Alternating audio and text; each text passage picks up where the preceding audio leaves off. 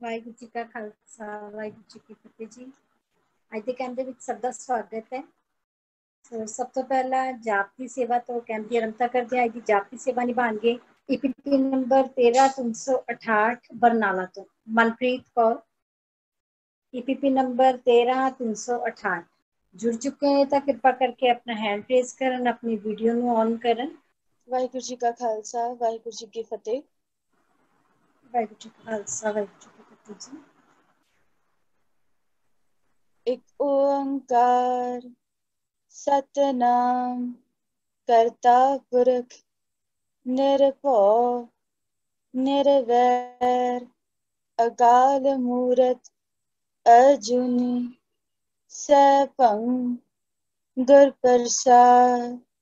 ਇੱਕ ਓੰਕਾਰ ਸਤਨਾਮ ਕਰਤਾ ਪੁਰਖ ਨਿਰਭਉ ਨਿਰਵੈਰ ਅਕਾਲ ਮੂਰਤ ਅਜੂਨੀ ਸੈਭੰ ਗੁਰ ਪ੍ਰਸਾਦ।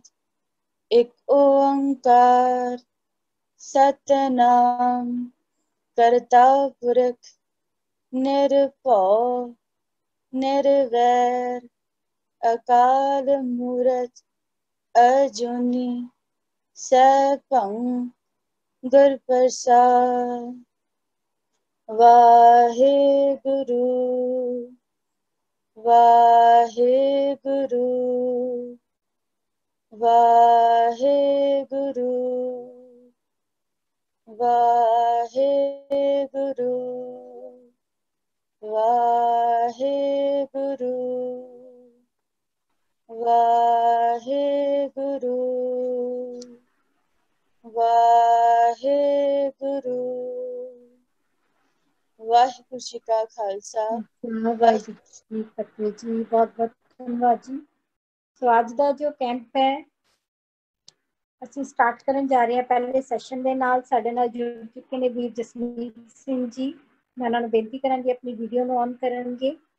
ਇਹਨਾਂ ਨੇ ਪਹਿਲਾਂ ਵੀ ਸਾਡੇ ਨਾਲ ਬਹੁਤ ਵਧੀਆ ਸੈਸ਼ਨ ਲਿਆ ਸੀ, ਬੱਚਾ ਵੱਲੋਂ ਬੜਾ ਪਸੰਦ ਕੀਤਾ ਗਿਆ ਸੀ ਅਤੇ ਅੱਜ ਦੁਬਾਰਾ ਸਾਡੇ ਨਾਲ ਜੁੜੇ ਨੇ। ਵੀਰ ਜੀ ਨੂੰ ਬੇਨਤੀ ਕਰਾਂਗੀ ਆਪਣੇ ਮਾਈਕ ਨੂੰ ਔਨ ਕਰਨਗੇ ਤਾਂ ਕਿ ਸਾਡੇ ਨਾਲ ਜੁੜ ਸਕਣ। ਹੈਲੋ, ਹਾਂਜੀ ਵੀਰ ਜੀ। ਹਾਂਜੀ ਵਾਹਿਗੁਰੂ ਜੀ ਖਾਲਸਾ ਵਾਹਿਗੁਰੂ ਜੀ ਫਤਿਹ। ਵਾਹਿਗੁਰੂ ਜੀ ਖਾਲਸਾ ਫਤਿਹ ਜੀ। ਆਵਾਜ਼ ਆ ਰਹੀ ਹੈ ਜੀ? ਸਭ ਠੀਕ ਠਾਕ ਹੈ ਹਾਂਜੀ ਜੀ, ਆ ਰਹੀ ਹੈ ਜੀ।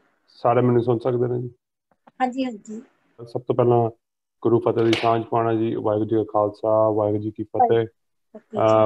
ਆਈ ਹੋਪ ਸਾਰੇ ਤੁਸੀਂ ਠੀਕ ਠਾਕ ਹੋ, ਆਪਣੇ ਦਿਮਾਗ ਨੂੰ ਚੰਗੀ ਚੰਗੀ ਚੀਜ਼ਾਂ ਨਾਲ ਫੀਡ ਕਰ ਰਹੇ ਹੋ, ਆਪਣੇ ਗੁਰੂ ਦੇ ਨਾਲ ਜੁੜਨ ਦੀ ਕੋਸ਼ਿਸ਼ ਕਰ ਰਹੇ ਹੋ। ਬਿਕੋਜ਼ ਅਗੇਨ ਮੀਡੀਆ ਤੋਂ ਸਾਨੂੰ ਬਹੁਤ ਕੁਛ ਨੈਗੇਟਿਵ ਸੁਣਨ ਨੂੰ ਤੇ ਦੇਖਣ ਨੂੰ ਮਿਲਦਾ। ਸੋ ਇਸ ਕਰਕੇ ਆਈ ਹੋਪ ਤੁਸੀਂ ਉਹ ਸਭ ਚੀਜ਼ਾਂ ਨੂੰ ਦੂਰ ਰੱਖਦੇ ਹੋਏ ਤੇ ਜਿਹੜੀ ਚੀਜ਼ਾਂ ਸਾਨੂੰ ਵਧੀਆ ਹੈਗੀਆਂ ਨੇ ਦਿਮਾਗ ਵਾਸਤੇ, ਸਾਡੇ ਦਿਮਾਗ ਮੈਂਟਲ ਹੈਲਥ ਵਾਸਤੇ, ਉਹ 'ਤੇ ਜ਼ਿਆਦਾ ਫੋਕਸ ਕਰ ਰਹੇ ਹੋ। ਤੇ ਸਭ ਤੋਂ ਇੰਪੋਰਟੈਂਟ ਗੱਲ ਤੇ ਗੁਰੂ ਨਾਲ ਜੁੜਨ ਦੀ ਕੋਸ਼ਿਸ਼ ਕਰ ਰਹੇ ਹੋ।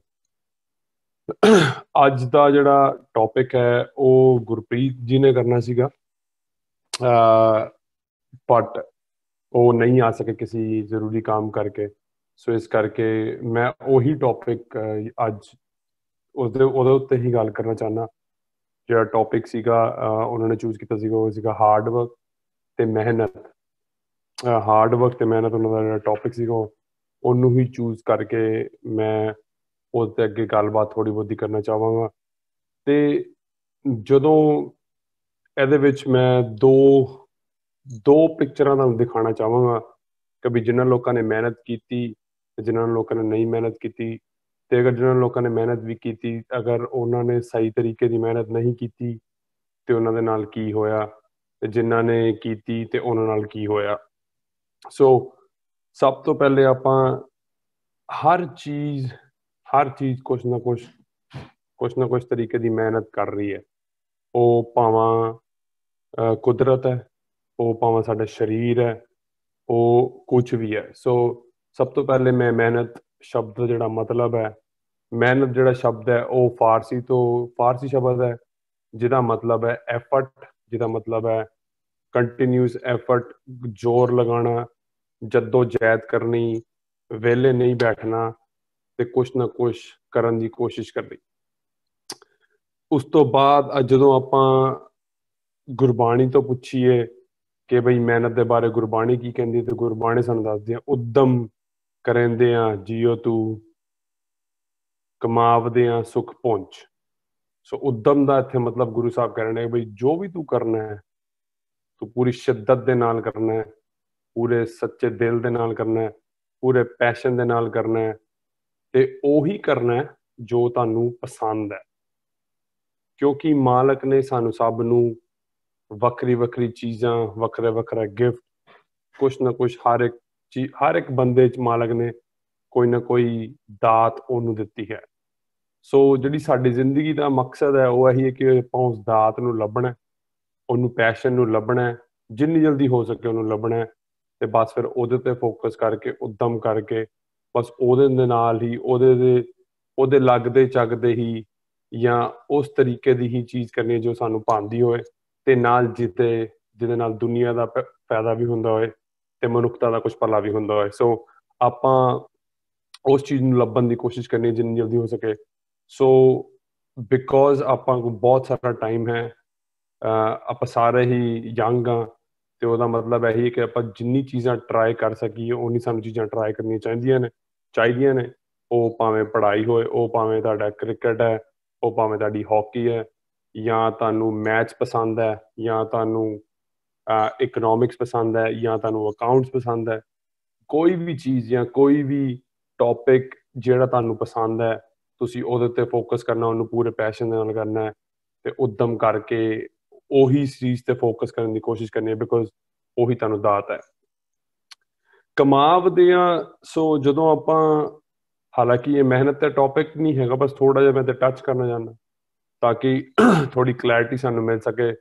ਕਮਾਉਣਾ ਕੁਝ ਖਰਾਬ ਗੱਲ ਨਹੀਂ ਹੈ, ਕਮਾਉਣਾ ਆਪਾਂ ਜ਼ਰੂਰ ਹੈ। ਪੈਸੇ ਕਮਾਉਣ ਨਾਲ ਹੀ ਤੁਸੀਂ ਹੋਰ ਲੋਕਾਂ ਦੇ ਨਾਲ ਸ਼ੇਅਰ ਵੀ ਕਰ ਸਕੋਗੇ। ਸੋ ਆਪਾਂ ਗੁਰਬਾਣੀ ਤੋਂ ਵੀ ਜਦੋਂ ਪੁੱਛਦੇ ਹਾਂ, ਸੋ ਕਮਾਉਣਾ ਕੋਈ ਖਰਾਬ ਗੱਲ ਨਹੀਂ ਹੈ। ਉਹ ਭਾਵੇਂ ਤੁਸੀਂ ਆਪਣੀ ਦੁਨਿਆਵੀ ਤੌਰ ਤੇ ਆਪਣੇ ਆਪ ਨੂੰ ਉੱਚਾ ਚੁੱਕਣਾ ਚਾਹੁੰਦੇ ਹੋ, ਉਹ ਵੀ ਇੱਕ ਕਮਾਈ ਹੈ।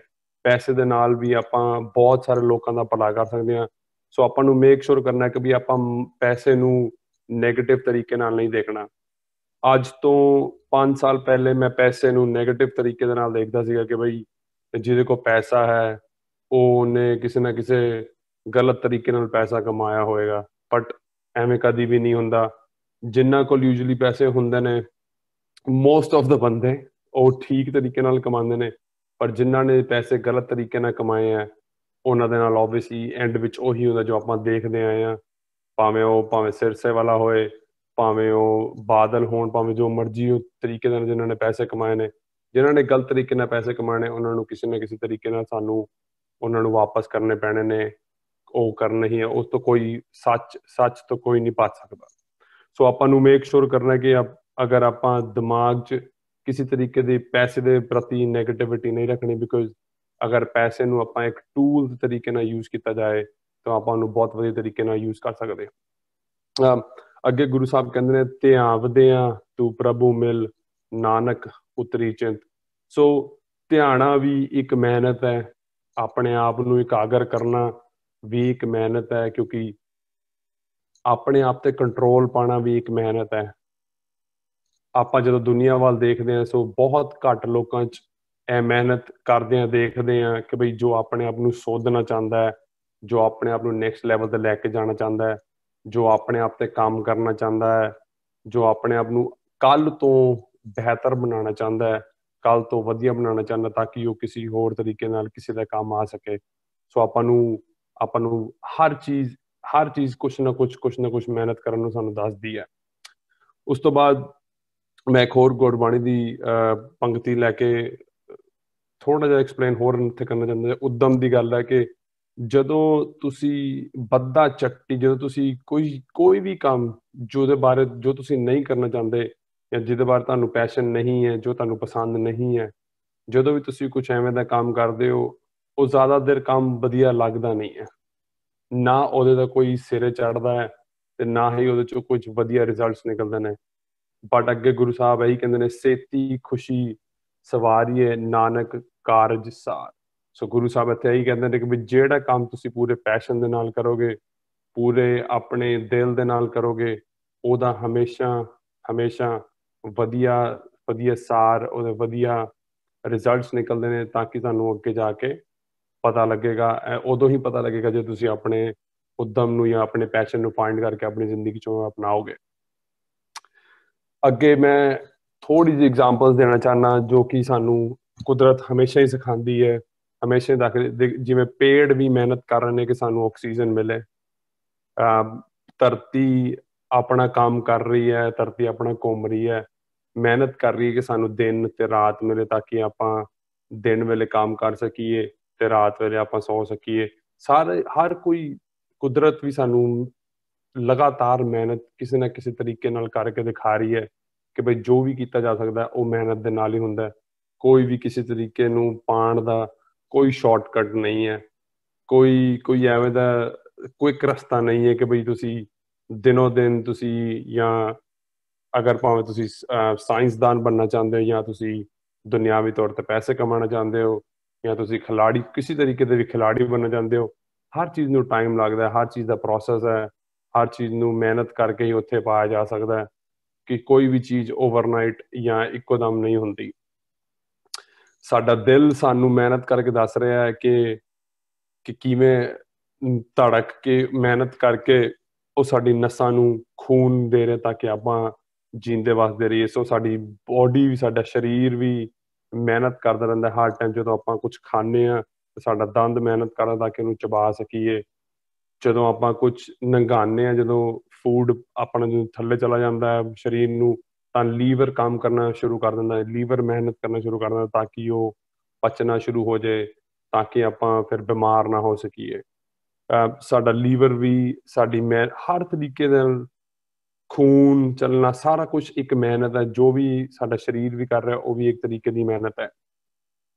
ਉਸ ਤੋਂ ਬਾਅਦ ਮਿਹਨਤ ਦੋ ਤਰੀਕੇ ਦੀ ਹੈ। ਮਿਹਨਤ ਨੂੰ ਵਧੀਆ ਤਰੀਕੇ ਨਾਲ ਵੀ, ਵਧੀਆ ਪਾਸੇ ਵੀ ਲਗਾਇਆ ਜਾ ਸਕਦਾ ਹੈ ਤੇ ਮਿਹਨਤ ਨੂੰ ਬੁਰੇ ਪਾਸੇ ਵੀ ਲਗਾਇਆ ਜਾ ਸਕਦਾ ਹੈ। ਪਰ ਸਾਨੂੰ ਉਹੀ ਮਿਲੇਗਾ ਜੋ ਆਪਾਂ ਮੰਗਾਂਗੇ। ਜਿਵੇਂ ਜੋ ਮੰਗੇ ਠਾਕੁਰ ਆਪਣੇ ਸੇ ਸੋਈ। ਸੋ ਸਾਨੂੰ ਉਹੀ ਮਿਲਣਾ ਜਿਸ ਤਰ੍ਹਾਂ ਦੀ ਆਪਾਂ ਮਿਹਨਤ ਆਪਾਂ ਆਪ ਕਰਾਂਗੇ। ਫੋਰ ਐਗਜ਼ਾਮਪਲ, ਹਰ ਇੱਕ ਬੰਦੇ ਦੀ ਵੱਖਰੀ ਲੋੜ ਹੈ, ਹਰ ਇੱਕ ਬੰਦੇ ਦੀ ਵੱਖਰੀ ਸੋਚ ਹੈ। ਉਸ ਸੋਚ ਦੇ ਮਾਲਕ ਵੀ ਆਪਾਂ ਆਪ ਹੀ ਹਾਂ, ਕਿਉਂਕਿ ਆਪਾਂ ਜੋ ਵੀ ਆਪਣੇ ਦਿਮਾਗ ਨੂੰ ਫੀਡ ਕਰਾਂਗੇ ਜਾਂ ਜੋ ਵੀ ਆਪਣੇ ਦਿਮਾਗ 'ਚ ਪਾਵਾਂਗੇ, ਸਾਨੂੰ ਅੱਗੋਂ ਉਹੀ ਨਿਕਲਣਾ, ਉਹੀ ਕੱਢਣਾ ਪੈਣਾ ਤੇ ਉਹੀ ਬਾਹਰ ਵੀ ਨਿਕਲੇਗਾ। ਫੋਰ ਐਗਜ਼ਾਮਪਲ, ਜਦੋਂ ਆਪਾਂ ਭਾਈ ਲਹਿਣਾ ਜੀ ਦੀ ਗੱਲ ਕਰੀਏ, ਜਿਨ੍ਹਾਂ ਦੀ ਉਮਰ 27 ਸਾਲ ਹੈ, ਤੇ ਉਹਨਾਂ ਦੀ ਜਿਹੜੀ ਤਾਂਘ ਹੈ ਜਾਂ ਜਿਹੜੀ ਉਹਨਾਂ ਦੀ ਮਿਹਨਤ ਸੀਗੀ, ਜੋ ਵੀ ਕਰ ਰਹੇ ਸੀਗੇ ਉਹ ਰੱਬ ਨੂੰ ਮਿਲਣ ਨੂੰ ਕਰ ਰਹੇ ਸੀਗੇ। ਬਟ ਉਹਨਾਂ ਦੀ 27 ਸਾਲ ਦੀ ਜਿਹੜੀ ਮਿਹਨਤ ਸੀਗੀ ਉਹ ਸਹੀ ਤਰੀਕੇ ਦੀ ਨਹੀਂ ਸੀਗੀ, ਜਾਂ ਸਹੀ ਜਗ੍ਹਾ ਉਹਨਾਂ ਦੀ ਜਿਹੜੀ ਮਿਹਨਤ ਸੀਗੀ ਉਹ ਚੈਨਲਾਈਜ਼ ਨਹੀਂ ਸੀਗੀ। ਇਸ ਕਰਕੇ ਉਹ ਰੱਬ ਨੂੰ ਮਿਲਣਾ ਚਾਹ ਰਹੇ ਸੀ ਪਰ ਫਿਰ ਵੀ ਨਹੀਂ ਮਿਲ ਪਾ ਰਹੇ ਸੀਗੇ, ਜਦੋਂ ਤੱਕ ਉਹਨਾਂ ਨੂੰ ਗੁਰੂ ਨਹੀਂ ਮਿਲਿਆ। ਸੋ ਜਦੋਂ ਉਹਨਾਂ ਨੂੰ ਗੁਰੂ ਨਾਨਕ ਸਾਹਿਬ ਮਿਲੇ ਤੇ ਭਾਈ ਲਹਿਣਾ ਦੀ ਜਿਹੜੀ ਡਾਇਰੈਕਸ਼ਨ ਸੀਗੀ, ਜਾਂ ਜਿਸ ਡਾਇਰੈਕਸ਼ਨ 'ਚ ਉਹ ਜਾ ਰਹੇ ਸੀਗੇ, ਜਿਸ ਨੂੰ ਉਹ ਪਾਉਣਾ ਚਾਹ ਰਹੇ ਸੀਗੇ, ਉਹ ਪਾ ਨਹੀਂ ਪਾ ਰਹੇ ਸੀ। ਬਿਕੋਜ਼ ਉਹਨਾਂ ਦੀ ਡਾਇਰੈਕਸ਼ਨ ਸੀਗੀ, ਜਿਹੜੀ ਉਹਨਾਂ ਦੀ ਜਿਸ ਵੱਲ ਜਾ ਰਹੀ ਸੀਗੀ, ਉਹ ਠੀਕ ਡਾਇਰੈਕਸ਼ਨ ਨਹੀਂ ਸੀ। ਬਟ ਜਦੋਂ ਉਹਨਾਂ ਦੀ ਡਾਇਰੈਕਸ਼ਨ ਚੇਂਜ ਕੀਤੀ ਗੁਰੂ ਨੇ, ਤਾਂ ਉਹ ਗੁਰੂ ਅੰਗਦ ਸਾਹਿਬ ਬਣੇ। ਐਵੇਂ ਜਦੋਂ ਆਪਾਂ ਦੇਖਦੇ ਹਾਂ ਕਿ ਅਮਰਦਾਸ ਜੀ ਜੋ ਗੁਰੂ ਗੱਦੀ ਤੋਂ ਪਹਿਲਾਂ 60 ਸਾਲ ਦੀ ਮਿਹਨਤ ਕਰਦੇ ਨੇ ਗੁਰੂ ਨੂੰ ਪਾਉਣ ਦੀ ਜਾਂ ਰੱਬ ਨੂੰ ਮਿਲਣ ਦੀ, ਬਹੁਤ ਜਗ੍ਹਾ, ਬਹੁਤ ਤਰੀਕੇ ਦੇ ਉਹਨਾਂ ਨੇ ਅਨੇਕ ਭਾਂਤ, ਬਹੁਤ ਕਦੀ ਉਹ ਗੰਗਾ ਤੇ ਜਾਂਦੇ ਨੇ, ਕਦੀ ਕਿਤੇ ਜਾਂਦੇ ਨੇ, ਕਦੀ ਕਿਤੇ ਜਾਂਦੇ ਨੇ, ਪਰ ਉਹਨਾਂ ਦੀ ਜਿਹੜੀ ਤਾਂਘ ਹੈ ਰੱਬ ਨੂੰ ਮਿਲਣ ਦੀ ਉਹ ਅੰਦਰ ਹੈ। ਪਰ ਕਿਉਂਕਿ ਡਾਇਰੈਕਸ਼ਨ ਠੀਕ ਨਹੀਂ ਹੈ, ਇਸ ਕਰਕੇ ਉਹ ਰੱਬ ਨੂੰ ਵੀ ਨਹੀਂ ਮਿਲ ਪਾ ਰਹੇ ਜਦੋਂ ਤੱਕ ਉਹਨਾਂ ਨੂੰ ਗੁਰੂ ਦੀ ਉਹਨਾਂ ਦੇ ਨਾਲ ਮੇੜਤਾ ਨਹੀਂ ਹੋਈ ਹੈ, ਗੁਰੂ ਦਾ ਮੇਲ ਨਹੀਂ ਹੋਇਆ।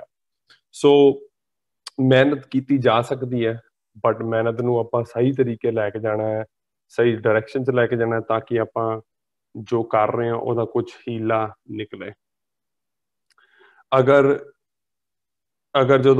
ਜਦੋਂ ਐਵੇਂ ਹੀ ਜਦੋਂ ਆਪਾਂ ਗੱਲ ਕਰਦੇ ਹਾਂ ਪ੍ਰਿਥੀ ਚੰਦ ਦੀ ਜਾਂ ਰਾਮ ਰਾਏ ਦੀ, ਜਿਨ੍ਹਾਂ ਦੀ ਮਿਹਨਤ ਜਿਹੜੀ ਸੀਗੀ ਉਹ ਸਿਰਫ ਇਹੀ ਸੀਗੀ ਕਿ ਬਈ ਆਪਾਂ ਗੁਰੂ ਘਰ ਤੇ ਕਿਵੇਂ ਠੇਸ ਪਹੁੰਚਾ ਸਕਦੇ ਹਾਂ, ਗੁਰੂ ਘਰ ਦੇ ਅਗੇਂਸਟ ਆਪਾਂ ਕਿਵੇਂ ਆਪਣੇ ਆਪ ਦਾ ਵੱਡਾ ਕਾਪੀ ਕਰ ਸਕਦੇ ਹਾਂ ਗੁਰੂ ਹਰਿਮੰਦਰ ਸਾਹਿਬ ਦੀ, ਆਪਾਂ ਕਿਵੇਂ ਉਹਨਾਂ ਤੋਂ ਜਿਹੜੇ ਸਿੱਖ ਨੇ ਤੋੜ ਸਕਦੇ ਹਾਂ। ਸੋ ਉਹਨਾਂ ਦੀ ਜਿਹੜੀ ਮਿਹਨਤ ਸੀਗੀ ਉਹ ਗਲਤ ਤਰੀਕੇ ਦੀ ਮਿਹਨਤ ਸੀਗੀ। So at the end of the day ਜੋ ਵੀ ਆਪਾਂ ਕਰਨਾ ਹੈ, ਜਿੱਥੇ ਵੀ ਆਪਾਂ ਕਰਨਾ ਚਾਹ ਰਹੇ ਹਾਂ, ਉਹ ਸਾਡੇ ਆਪ ਦੀ ਸੋਚ ਹੈ, ਆਪਾਂ ਆਪ ਨੇ ਕੱਢਣਾ ਹੁੰਦਾ ਕਿ ਆਪਾਂ ਕਿਵੇਂ ਤਰੀਕੇ ਦੀ ਮਿਹਨਤ ਕਰਨੀ ਹੈ। ਸੋ ਇਹ ਤੇ ਸਪਿਰਿਚੁਅਲਿਟੀ ਦੀ, ਇਹ ਤੇ ਰੱਬ ਨੂੰ ਮਿਲਣ ਦੀ ਲੋੜ ਸੀਗੀ। ਜੋ ਬੰਦੇ ਮਿਲਣਾ ਚਾਹੁੰਦੇ ਰੱਬ ਨੂੰ, ਉਹਨੂੰ ਗੁਰੂ ਦੇ ਸ਼ਰਨ ਜਾਣਾ ਪੈਣਾ ਹੈ, ਹੋਰ ਕੋਈ ਤਰੀਕਾ ਨਹੀਂ ਹੈ ਅਗਰ ਤੁਸੀਂ ਰੱਬ ਨੂੰ ਮਿਲਣਾ ਚਾਹੁੰਦੇ ਹੋ।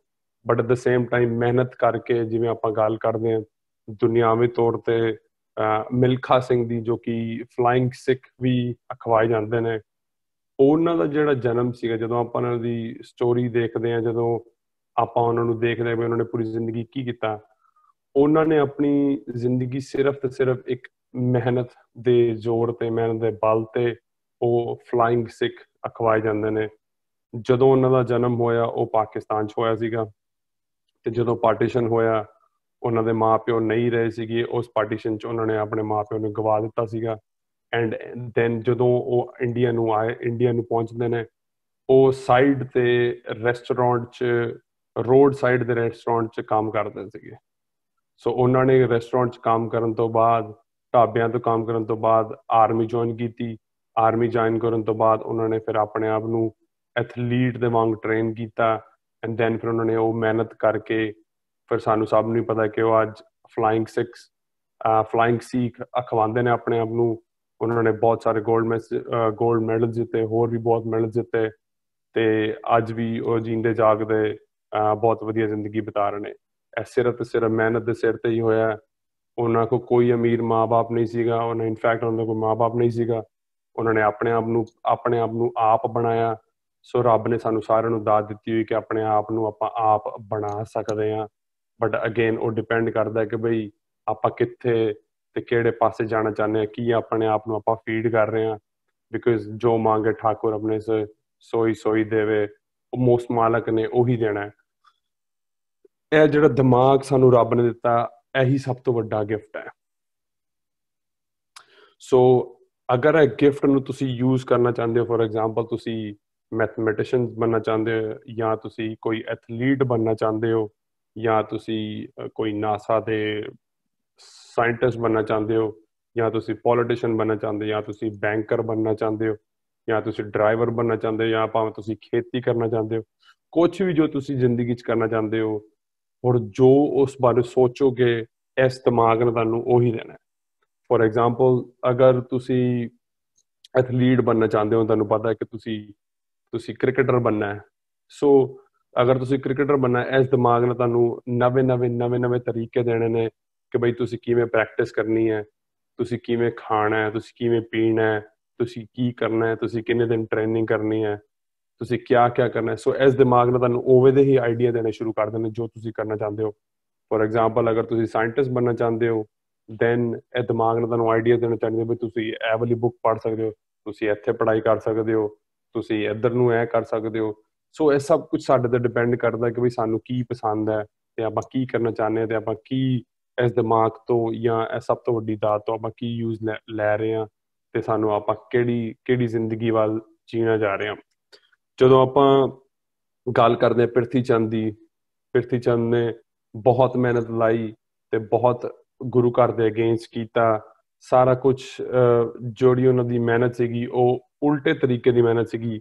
ਸੋ ਅੱਜ ਤੱਕ ਵੀ ਜਦੋਂ ਆਪਾਂ ਪੰਜ ਪਿਆਰਿਆਂ ਕੋਲ ਜਾਂਦੇ ਹਾਂ ਅੰਮ੍ਰਿਤ ਦੀ ਦਾਤ ਲੈਣ, ਤੇ ਉੱਥੇ ਕਿਹਾ ਜਾਂਦਾ ਹੈ ਕਿ ਬਈ ਤੇ ਤੁਸੀਂ ਪਿਰਥੀਆਂ ਨਾਲ ਤੇ ਰਾਮ ਰਾਈਆਂ ਦੇ ਨਾਲ ਨਹੀਂ ਵਿਚਰਨਾ, ਬਿਲਕੁਲ ਵੀ ਉਹਨਾਂ ਨਾਲ ਕੋਈ ਲੈਣਾ ਦੇਣਾ ਨਹੀਂ ਕਰਨਾ। But at the same time ਜਦੋਂ ਆਪਾਂ ਮਿਲਖਾ ਸਿੰਘ ਦੀ ਗੱਲ ਕਰਦੇ ਹਾਂ, ਤੇ ਮਿਲਖਾ ਸਿੰਘ ਨੇ ਬਹੁਤ ਮਿਹਨਤ ਕਰਕੇ, ਚੰਗੀ ਤਰੀਕੇ ਦੇ ਸਾਈਡ ਤੇ ਮਿਹਨਤ ਕਰਕੇ, ਵਧੀਆ ਡਾਇਰੈਕਸ਼ਨ ਨਾਲ ਆਪਣੀ ਜ਼ਿੰਦਗੀ ਜੀ ਕੇ, ਬਿਲਕੁਲ ਕਿੱਥੋਂ ਜੋ ਕਿ ਇੱਕ ਢਾਬੇ ਤੇ ਕੰਮ ਕਰਦਾ ਸੀਗਾ ਬੱਚਾ, ਉਹਨੇ ਆਪਣੇ ਆਪ ਨੂੰ ਫਲਾਇੰਗ ਸਿੱਖ ਦੀ ਨਾਮ ਆਪਣੇ ਆਪ ਦਿੱਤਾ। ਐਵੇਂ ਅਗਰ ਆਪਾਂ ਹੋਰ ਲੋਕਾਂ ਦੀ ਗੱਲ ਕਰੀਏ, ਆਪਾਂ ਅਗਰ ਯੁਵਰਾਜ ਸਿੰਘ ਦੀ ਗੱਲ ਕਰੀਏ, ਉਹਨੇ ਵੀ ਬਹੁਤ ਮਿਹਨਤ ਕਰਕੇ ਆਪਣੇ ਆਪ ਨੂੰ ਬਣਾਇਆ, ਆਪਣਾ ਨਾਮ ਕਮਾਇਆ, ਕ੍ਰਿਕਟਰ ਬਣਿਆ, ਕਾਫੀ ਕੈਪਟਨ ਵੀ ਰਿਹਾ। ਜਿਹੜੀ ਆਪਾਂ IPL ਦੀ ਟੀਮ ਦੀ ਗੱਲ ਕਰਦੇ ਹਾਂ, ਅੱਜ ਵੀ ਖੇਲ ਰਿਹਾ। ਸਾਰਾ ਕੁਝ ਉਹਨਾਂ ਕੋਲ ਦੁਨਿਆਵੀ ਤੌਰ ਤੇ ਹੈਗਾ, ਬਟ ਹਰ ਚੀਜ਼ ਦੇ ਪਿੱਛੇ ਬਹੁਤ ਸਾਰੀ ਮਿਹਨਤ ਹੈ ਜੋ ਕਿ ਸਾਨੂੰ ਨਜ਼ਰ ਨਹੀਂ ਆਉਂਦੀ। ਜਿਹੜੀ ਉਹਨਾਂ ਦੀ ਡਾਈਟ ਹੁੰਦੀ ਹੈ, ਉਹਨਾਂ ਨੇ 16 ਕਿਲੋਮੀਟਰ ਭੱਜਣਾ ਹੁੰਦਾ ਹੈ, ਉਹਨਾਂ ਨੇ ਮੇਕ ਸ਼ੋਰ ਕਰਨਾ ਕਿ ਵੀ ਉਹ ਡਿਸਪਲਿਨ ਨੇ, ਟਾਈਮ ਨਾਲ ਸੋ ਰਹੇ ਨੇ, ਟਾਈਮ ਨਾਲ ਜਾਗ ਰਹੇ ਨੇ, ਕੀ ਖਾ ਰਹੇ ਨੇ, ਕੀ ਪਹਿਨ ਰਹੇ ਨੇ। ਸੋ ਹਰ ਚੀਜ਼ ਨੂੰ ਬਹੁਤ ਟਾਈਮ ਲੱਗਦਾ ਹੈ। ਪਰ ਦ ਰਿਐਲਿਟੀ ਇਸ ਕਿ ਆਪਾਂ ਕਈ ਵਾਰੀ ਨਹੀਂ ਸੋਚ ਪਾਉਂਦੇ ਕਿ ਬਈ ਇੰਨੀ ਜਲਦੀ ਇਹ ਕਿਵੇਂ ਪਹੁੰਚ ਗਏ। ਓਵਰਨਾਈਟ ਸਕਸੈਸ ਕਦੀ ਵੀ ਕੋਈ ਨਹੀਂ ਹੁੰਦੀ।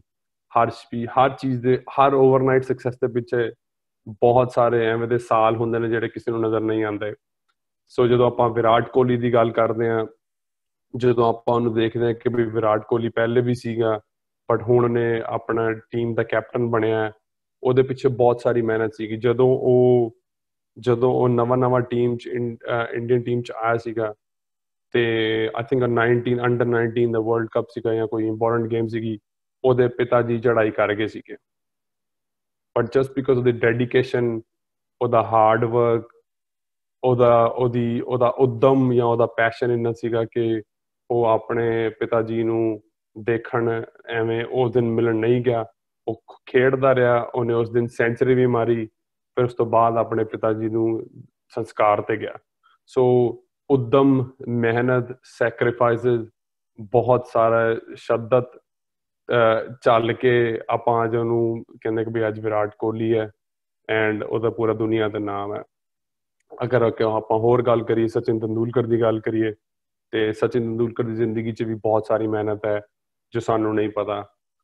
ਸਚਿਨ ਤੰਦੂਲਕਰ ਪਹਿਲੇ ਇੱਕ ਗਰਾਊਂਡ ਦੇ ਬਾਹਰ ਜਿਹੜੀ ਬਾਲ ਬॉय ਹੁੰਦਾ ਸੀਗਾ, ਜਿਹੜਾ ਬਾਲ ਚੁੱਕ ਕੇ ਅੰਦਰ ਸੁੱਟਦਾ ਹੁੰਦਾ ਸੀਗਾ, ਸਚਿਨ ਤੰਦੂਲਕਰ ਨੇ ਕਾਫੀ ਜ਼ਿੰਦਗੀ ਆਪਣੀ ਐਜ਼ ਅ ਬਾਲ ਬॉय ਵੀ ਬਿਤਾਈ ਹੈ।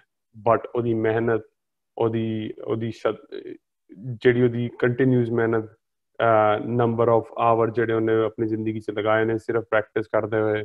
ਉਹਨਾਂ ਦਾ ਜਦੋਂ ਕੋਚ ਤੋਂ ਪੁੱਛਿਆ ਜਾਂਦਾ ਸੀਗਾ ਕਿ ਬਈ ਸਚਿਨ ਕਿਵੇਂ ਦਾ ਸੀਗਾ, ਕਹਿੰਦਾ ਸਚਿਨ ਐਵੇਂ ਦਾ ਸੀਗਾ ਕਿ ਬਈ ਅਗਰ ਉਹਨੂੰ ਜ਼ਬਰਦਸਤੀ ਘਰ ਭੇਜਣਾ ਪੈਂਦਾ ਸੀ, ਬਈ ਤੁਸੀਂ ਜਾਓ, ਬਸ ਅੱਜ ਦੀ ਪ੍ਰੈਕਟਿਸ ਖਤਮ ਹੈ, ਆਪਾਂ ਹੋਰ ਜ਼ਿਆਦਾ ਪ੍ਰੈਕਟਿਸ ਸਾਡੀ ਨਹੀਂ ਕਰਾ ਸਕਦੇ।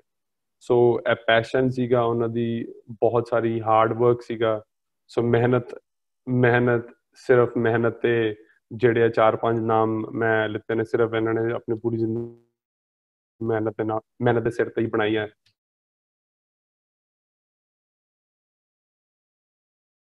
ਅੱਜ ਵਿਰਾਟ ਕੋਹਲੀ ਕੌਣ ਹੈ, ਰਾਜ ਸਿੰਘ ਕੌਣ ਹੈ, ਆਪਾਂ ਸਾਰੇ ਜਾਣਦੇ ਹਾਂ।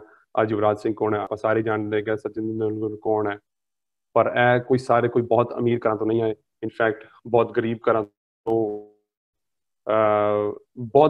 ਤੋਂ ਵੀ ਨਹੀਂ ਆਏ। ਸਿਰਫ ਯੁਵਰਾਜ ਸਿੰਘ ਹੀ ਐਵੇਂ ਦਾ ਸੀਗਾ ਜੋ ਕਿ ਠੀਕ ਠਾਕ ਘਰੋਂ ਆਇਆ ਸੀਗਾ। ਬਾਕੀ ਸਾਰੇ ਬਹੁਤ ਗਰੀਬ ਘਰ ਤੋਂ ਆ ਕੇ ਆਪਣੇ ਮਿਹਨਤ ਦੇ ਸਿਰ ਤੇ ਅੱਜ ਕਿੱਥੇ ਪਹੁੰਚੇ ਨੇ। ਜਦੋਂ ਆਪਾਂ ਮਿਹਨਤ ਦੀ ਗੱਲ ਕਰਦੇ ਹਾਂ, ਉਦੋਂ ਇੱਕ ਮੈਂ ਹੋਰ ਐਗਜ਼ਾਮਪਲ ਦੇਣਾ ਚਾਹੁੰਦਾ ਕਿ ਮੰਨ ਲਓ 2 ਘੋੜੇ ਨੇ, ਦੋਨੋਂ ਘੋੜਿਆਂ ਤੇ ਮਾਲਕ ਨੇ ਇੱਕ ਮਣ ਦਾਣਾ ਰੱਖਿਆ ਤੇ ਇੱਕ ਘੋੜੇ ਦੇ ਉੱਤੇ ਇੱਕ ਮਣ ਹੋਰ, ਦੋਨਾਂ ਘੋੜਿਆਂ ਤੇ ਇੱਕ ਮਣ ਦਾਣੇ ਰੱਖੇ ਨੇ, ਤੇ ਉਹਨਾਂ ਦਾ ਕੰਮ ਇਹੀ ਇੱਕ ਬਈ ਇਸ ਦਾਣੇ ਨੂੰ ਚੱਕ ਕੇ ਇੱਕ ਜਗ੍ਹਾ ਤੋਂ ਲੈ ਕੇ ਦੂਸਰੀ ਜਗ੍ਹਾ ਤੇ ਜਾਣਾ। ਸੋ ਜਿਹੜਾ ਉਹ 2 ਘੋੜਿਆਂ ਚੋਂ ਜਿਹੜਾ ਇੱਕ ਲੇਜ਼ੀ ਘੋੜਾ ਹੈ, ਉਹ ਬਹੁਤ ਹੌਲੀ ਚੱਲਦਾ ਹੈ, ਕੋਈ ਕੰਮ ਕਰਦਾ ਨਹੀਂ, ਕੋਈ ਪੈਸ਼ਨ ਨਹੀਂ, ਕੋਈ ਕੁਛ ਨਹੀਂ, ਕੋਈ ਐਕਟੀਵਿਟੀ ਨਹੀਂ। ਪਰ ਜਿਹੜਾ ਇੱਕ ਦੂਸਰਾ ਘੋੜਾ ਹੈ ਉਹ ਬਹੁਤ ਐਕਟਿਵ ਹੈ, ਬਹੁਤ ਖੁਸ਼ ਹੈ ਕਿ ਬਈ ਮੈਨੂੰ ਕੰਮ ਕਰਨ ਨੂੰ ਮਿਲ ਰਿਹਾ, ਮੈਨੂੰ ਮਾਲਕ ਨੇ ਮੈਨੂੰ ਕੰਮ ਦਿੱਤਾ ਹੈ, ਮੈਂ ਕੰਮ ਪੂਰਾ ਕਰਨਾ ਹੈ ਐਜ਼ ਸੂਨ ਐਜ਼ ਪੋਸੀਬਲ।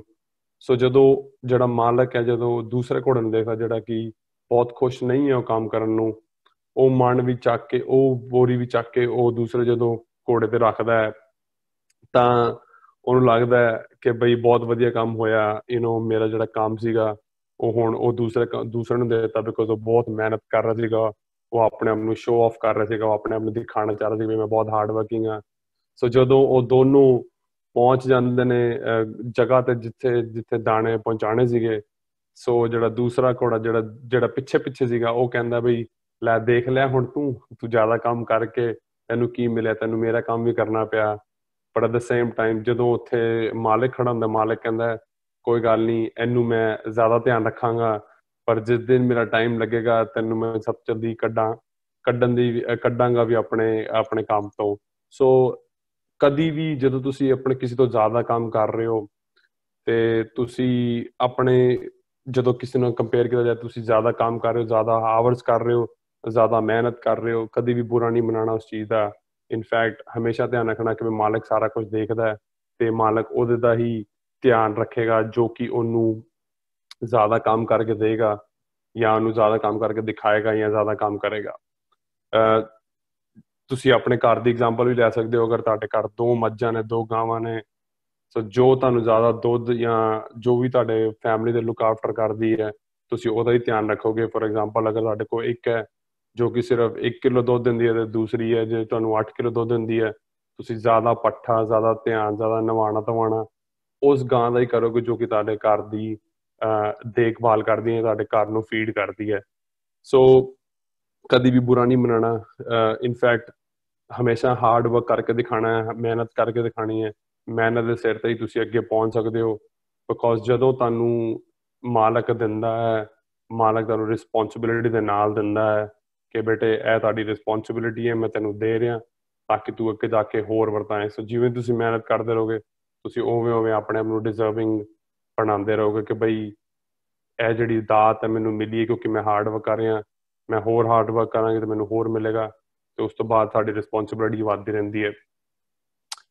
ਮਿਹਨਤ ਦਾ ਸਿਰਫ ਇੱਕੋ ਡਿਸਿਪਲਿਨ ਜਿਹੜਾ ਹੈ, ਸਿਰਫ ਉਹੀ ਇੱਕ ਰਾਜ਼ ਤੁਸੀਂ ਕਹਿ ਸਕਦੇ ਹੋ, ਇੱਕ ਕੀ ਤੁਸੀਂ ਕਹਿ ਸਕਦੇ ਹੋ, ਜਾਂ ਇੱਕ ਐਵੇਂ ਦਾ ਇਨਗਰੀਡੀਐਂਟ ਤੁਸੀਂ ਕਹਿ ਸਕਦੇ ਹੋ ਕਿ ਉਸ ਤੋਂ ਬਿਨਾਂ ਤੁਹਾਡੀ ਮਿਹਨਤ ਦਾ ਕੋਈ ਫਾਇਦਾ ਨਹੀਂ ਹੈ। ਸੋ ਜਦੋਂ ਤੁਹਾਡੇ ਕੋਲ ਡਿਸਿਪਲਿਨ ਜ਼ਿੰਦਗੀ 'ਚ ਨਹੀਂ ਹੈ, ਜਦੋਂ ਤੁਹਾਨੂੰ ਪਤਾ ਹੈ ਕਿ ਬਈ ਮੈਨੂੰ 4 ਵਜੇ ਉੱਠਣ ਦੀ ਕੋਈ ਲੋੜ ਨਹੀਂ ਹੈ, ਪਰ ਤੁਸੀਂ ਫਿਰ ਵੀ 4 ਵਜੇ ਉੱਠ ਕੇ ਆਪਣੇ ਆਪ ਨੂੰ ਡਿਜ਼ਰਵਿੰਗ ਬਣਾ ਰਹੇ ਹੋ, ਆਪਣੇ ਆਪ 'ਤੇ ਕੰਮ ਕਰ ਰਹੇ ਹੋ, ਤੁਸੀਂ ਮੈਡੀਟੇਸ਼ਨ ਕਰ ਰਹੇ ਹੋ, ਤੁਸੀਂ ਪੜ੍ਹਾਈ ਕਰ ਰਹੇ ਹੋ, ਤੁਹਾਨੂੰ ਪਤਾ ਹੈ ਕਿ ਤੁਸੀਂ ਸਭ ਤੋਂ ਪਹਿਲੇ ਉੱਠ ਰਹੇ ਹੋ। ਇਹ ਸਿਰਫ ਤੇ ਸਿਰਫ ਇੱਕੋ ਹੀ ਕੀ ਹੈ ਹਰ ਇੱਕ ਮਿਹਨਤ ਦੀ ਜਿਹੜੀ ਹਮੇਸ਼ਾ ਰੰਗ ਲਿਆਏਗੀ, ਉਹ ਹੈ ਡਿਸਿਪਲਿਨ।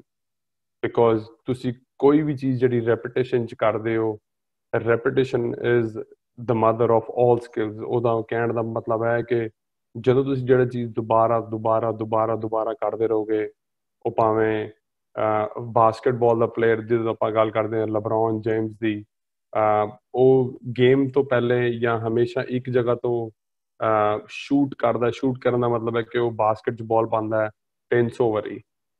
ਬਿਕੋਜ਼ ਉਹ ਕਹਿੰਦਾ ਕਿ ਮੈਂ ਇਹ ਮਿਹਨਤ ਤਾਂ ਵੀ ਹੁਣੇ ਕਰਨਾ ਚਾਹੁੰਦਾ ਤਾਂ ਕਿ ਜਦੋਂ ਮੈਂ ਗੇਮ 'ਚ ਹੋਵਾਂ ਤਾਂ ਕਿ ਮੈਨੂੰ ਕੋਈ ਪ੍ਰੋਬਲਮ ਨਾ ਹੋਏ। ਸੋ ਜਿਹੜੀ ਰੈਪੀਟੇਸ਼ਨ ਹੈ ਉਹ ਭਾਵੇਂ ਅਗਰ ਤੁਸੀਂ ਐਥਲੀਟ ਬਣਨਾ ਚਾਹੁੰਦੇ ਹੋ ਤਾਂ ਤੁਹਾਨੂੰ ਪਤਾ ਕਿ ਤੁਹਾਨੂੰ ਪ੍ਰੈਕਟਿਸ ਦੀ 3 ਘੰਟੇ ਦੀ ਲੋੜ ਹੈ, ਪਰ ਤੁਸੀਂ 3.5 ਘੰਟੇ ਕਰ ਰਹੇ ਹੋ, ਪਰ ਤੁਸੀਂ ਰੋਜ਼ ਕੰਸਿਸਟੈਂਟਲੀ ਕਰ ਰਹੇ ਹੋ, ਰੋਜ਼ ਡਿਸਿਪਲਿਨ ਦੇ ਨਾਲ ਕਰ ਰਹੇ ਹੋ। ਉਹਦੇ ਨਾਲ ਜਿਹੜੀ ਤੁਹਾਡੀ ਜ਼ਿੰਦਗੀ ਦੀ ਪ੍ਰੋਬੇਬਿਲਿਟੀ ਹੈ ਸਕਸੈਸਫੁਲ ਹੋਣ ਦੀ, ਉਹ ਬਹੁਤ ਜ਼ਿਆਦਾ ਹੋ ਜਾਏਗੀ। ਉਹ ਤੁਸੀਂ ਜਿਹੜੇ ਮਰਜ਼ੀ ਕਿੱਤੇ 'ਚ ਤੁਸੀਂ ਉਹਨੂੰ ਅਪਲਾਈ ਕਰ ਸਕਦੇ ਹੋ। ਉਹ ਭਾਵੇਂ ਡਾਕਟਰੀ ਹੈ, ਉਹ ਭਾਵੇਂ ਬੈਂਕਿੰਗ ਹੈ, ਉਹ ਭਾਵੇਂ ਜੋ ਵੀ ਤੁਸੀਂ ਕਰਨਾ ਚਾਹੁੰਦੇ ਹੋ, ਤੁਸੀਂ ਰੈਪੀਟੇਸ਼ਨ ਅਗਰ ਜ਼ਿੰਦਗੀ 'ਚ ਰੱਖੋਗੇ ਤੇ ਤੁਸੀਂ ਹਮੇਸ਼ਾ ਉਸ ਪੋਜੀਸ਼ਨ 'ਚ ਜਾਂ ਉਸ ਕਿੱਤੇ 'ਚ ਹਮੇਸ਼ਾ ਨੰਬਰ 1 ਆ ਸਕਦੇ ਹੋ। ਅਗੇਨ ਇਹਦਾ ਇੱਕੋ ਇੱਕ ਹੀਲਾ ਹੈ, ਡਿਸਿਪਲਿਨ। ਬਸ ਮਿਹਨਤ ਸਿਰਫ ਤੇ ਸਿਰਫ ਡਿਸਿਪਲਿਨ ਤੇ ਖੜੀ ਹੈ। ਜਿਸ ਬੰਦੇ ਕੋਲ ਡਿਸਿਪਲਿਨ ਨਹੀਂ ਹੈ, ਉਹਦੀ ਮਿਹਨਤ ਕਰਨ ਦਾ ਕੋਈ ਫਾਇਦਾ ਨਹੀਂ ਹੈ। ਲਾਸਟ ਵਿੱਚ ਬਸ ਮੈਂ ਇਹੀ ਕਹਿਣਾ ਚਾਹੁੰਦਾ ਕਿ ਜਿਹੜੀ ਵੀ ਮਿਹਨਤ ਤੁਸੀਂ ਕਰਨੀ ਹੈ ਉਹ ਕਿਸੇ ਵੀ ਕਿੱਤੇ 'ਚ ਹੋ ਸਕਦੀ ਹੈ। ਜੋ ਤੁਸੀਂ ਆਪਣੀ ਜ਼ਿੰਦਗੀ 'ਚ ਪਾਉਣਾ ਚਾਹੁੰਦੇ ਹੋ ਉਹਦੇ ਕਰਕੇ ਹੋ ਸਕਦੀ ਹੈ, ਜਾਂ ਤੁਸੀਂ ਅਮੀਰ ਬਣਨਾ ਚਾਹੁੰਦੇ ਹੋ ਦੁਨਿਆਵੀ ਤੌਰ 'ਤੇ ਉਹ ਵੀ ਹੋ ਸਕਦੀ ਹੈ, ਜਾਂ ਤੁਸੀਂ ਸਾਇੰਟਿਸਟ ਬਣਨਾ ਚਾਹੁੰਦੇ ਹੋ, ਜਾਂ ਤੁਸੀਂ ਬਾਦਸ਼ਾਹ ਬਣਨਾ ਚਾਹੁੰਦੇ ਹੋ, ਕੁਝ ਤੁਸੀਂ ਪੋਲੀਟੀਸ਼ੀਅਨ ਬਣਨਾ ਚਾਹੁੰਦੇ ਹੋ, ਤੁਸੀਂ ਡਾਕਟਰ ਬਣਨਾ ਚਾਹੁੰਦੇ ਹੋ, ਤੁਸੀਂ ਕੁਝ ਵੀ ਬਣਨਾ ਚਾਹੁੰਦੇ ਹੋ। ਮਿਹਨਤ ਜ਼ਰੂਰ ਕਰਨੀ ਹੈ, ਪਰ ਹਮੇਸ਼ਾ ਭਰੋਸਾ ਰੱਖ ਕੇ ਕਰਨੀ ਹੈ। ਹਮੇਸ਼ਾ ਭਰੋਸਾ ਰੱਖ ਕੇ ਕਰਨੀ ਹੈ। ਜਿਸ ਬੰਦੇ ਨੇ ਮਿਹਨਤ ਭਰੋਸੇ ਤੋਂ ਬਿਨਾਂ ਕੀਤੀ, ਉਹ ਉਹ ਤੁਸੀਂ ਉਹਨੂੰ ਐਵੇਂ ਕਹਿ ਸਕਦੇ ਹੋ ਕਿ ਤੁਸੀਂ ਦੁੱਧ ਬਿਨਾਂ ਚੀਨੀ ਤੋਂ ਪੀ ਰਹੇ ਆ ਤੇ ਉਹ ਮਿੱਠਾ ਨਹੀਂ ਲੱਗ ਰਿਹਾ, ਕਿਉਂਕਿ ਤੁਸੀਂ ਚੀਨੀ ਪਾਣੀ ਹੈ, ਤੁਹਾਨੂੰ ਮਿੱਠਾ ਕਿਵੇਂ ਲੱਗੇਗਾ। ਸੋ ਅਗਰ ਤੁਸੀਂ ਮਿੱਠਾ ਦੁੱਧ ਪੀਣਾ ਚਾਹੁੰਦੇ ਹੋ ਤਾਂ ਮੇਕ ਸ਼ੋਰ ਕਰੋ ਤੁਸੀਂ ਚੀਨੀ ਪਾਓ, ਤਾਂ ਹੀ ਤੁਹਾਨੂੰ ਜ਼ਿਆਦਾ ਮਿੱਠਾ ਲੱਗੇਗਾ। ਸੋ ਭਰੋਸਾ ਇੱਕ ਐਸਾ ਇੰਗਰੀਡੀਐਂਟ ਹੈ ਜਿਹਦੇ ਕਰਕੇ ਤੁਸੀਂ ਕੁਝ ਵੀ ਆਪਣੀ ਜ਼ਿੰਦਗੀ 'ਚ ਪਾ ਸਕਦੇ ਹੋ। ਅਗਰ ਤੁਹਾਨੂੰ ਭਰੋਸਾ ਨਹੀਂ ਹੈ, ਤੁਸੀਂ ਕੋਈ ਵੀ ਮਿਹਨਤ ਕੀਤਿਆਂ ਉਹਦਾ ਕੋਈ ਫਾਇਦਾ ਨਹੀਂ ਹੈ, ਉਹਦਾ ਕੋਈ ਹੀਲਾ ਨਹੀਂ ਹੈ, ਉਹਦੇ ਕੋਈ ਰਿਜ਼ਲਟ ਨਹੀਂ ਹੈ। ਜਦੋਂ ਮੈਂ ਆਪਣੀ ਜ਼ਿੰਦਗੀ ਨੂੰ ਦੇਖਦਾ ਪਿੱਛੇ, ਸੋ ਮੈਂ ਬਹੁਤ ਹਾਰਡ ਵਰਕ ਕਰਦਾ ਰਿਹਾ। ਜਦੋਂ ਮੈਂ 18 ਸਾਲ ਦਾ ਸੀਗਾ, ਮੈਂ ਆਪਣੀ ਜ਼ਿੰਦਗੀ 'ਚ ਕੰਮ ਕਰਨਾ ਸ਼ੁਰੂ ਕਰ ਦਿੱਤਾ ਸੀਗਾ।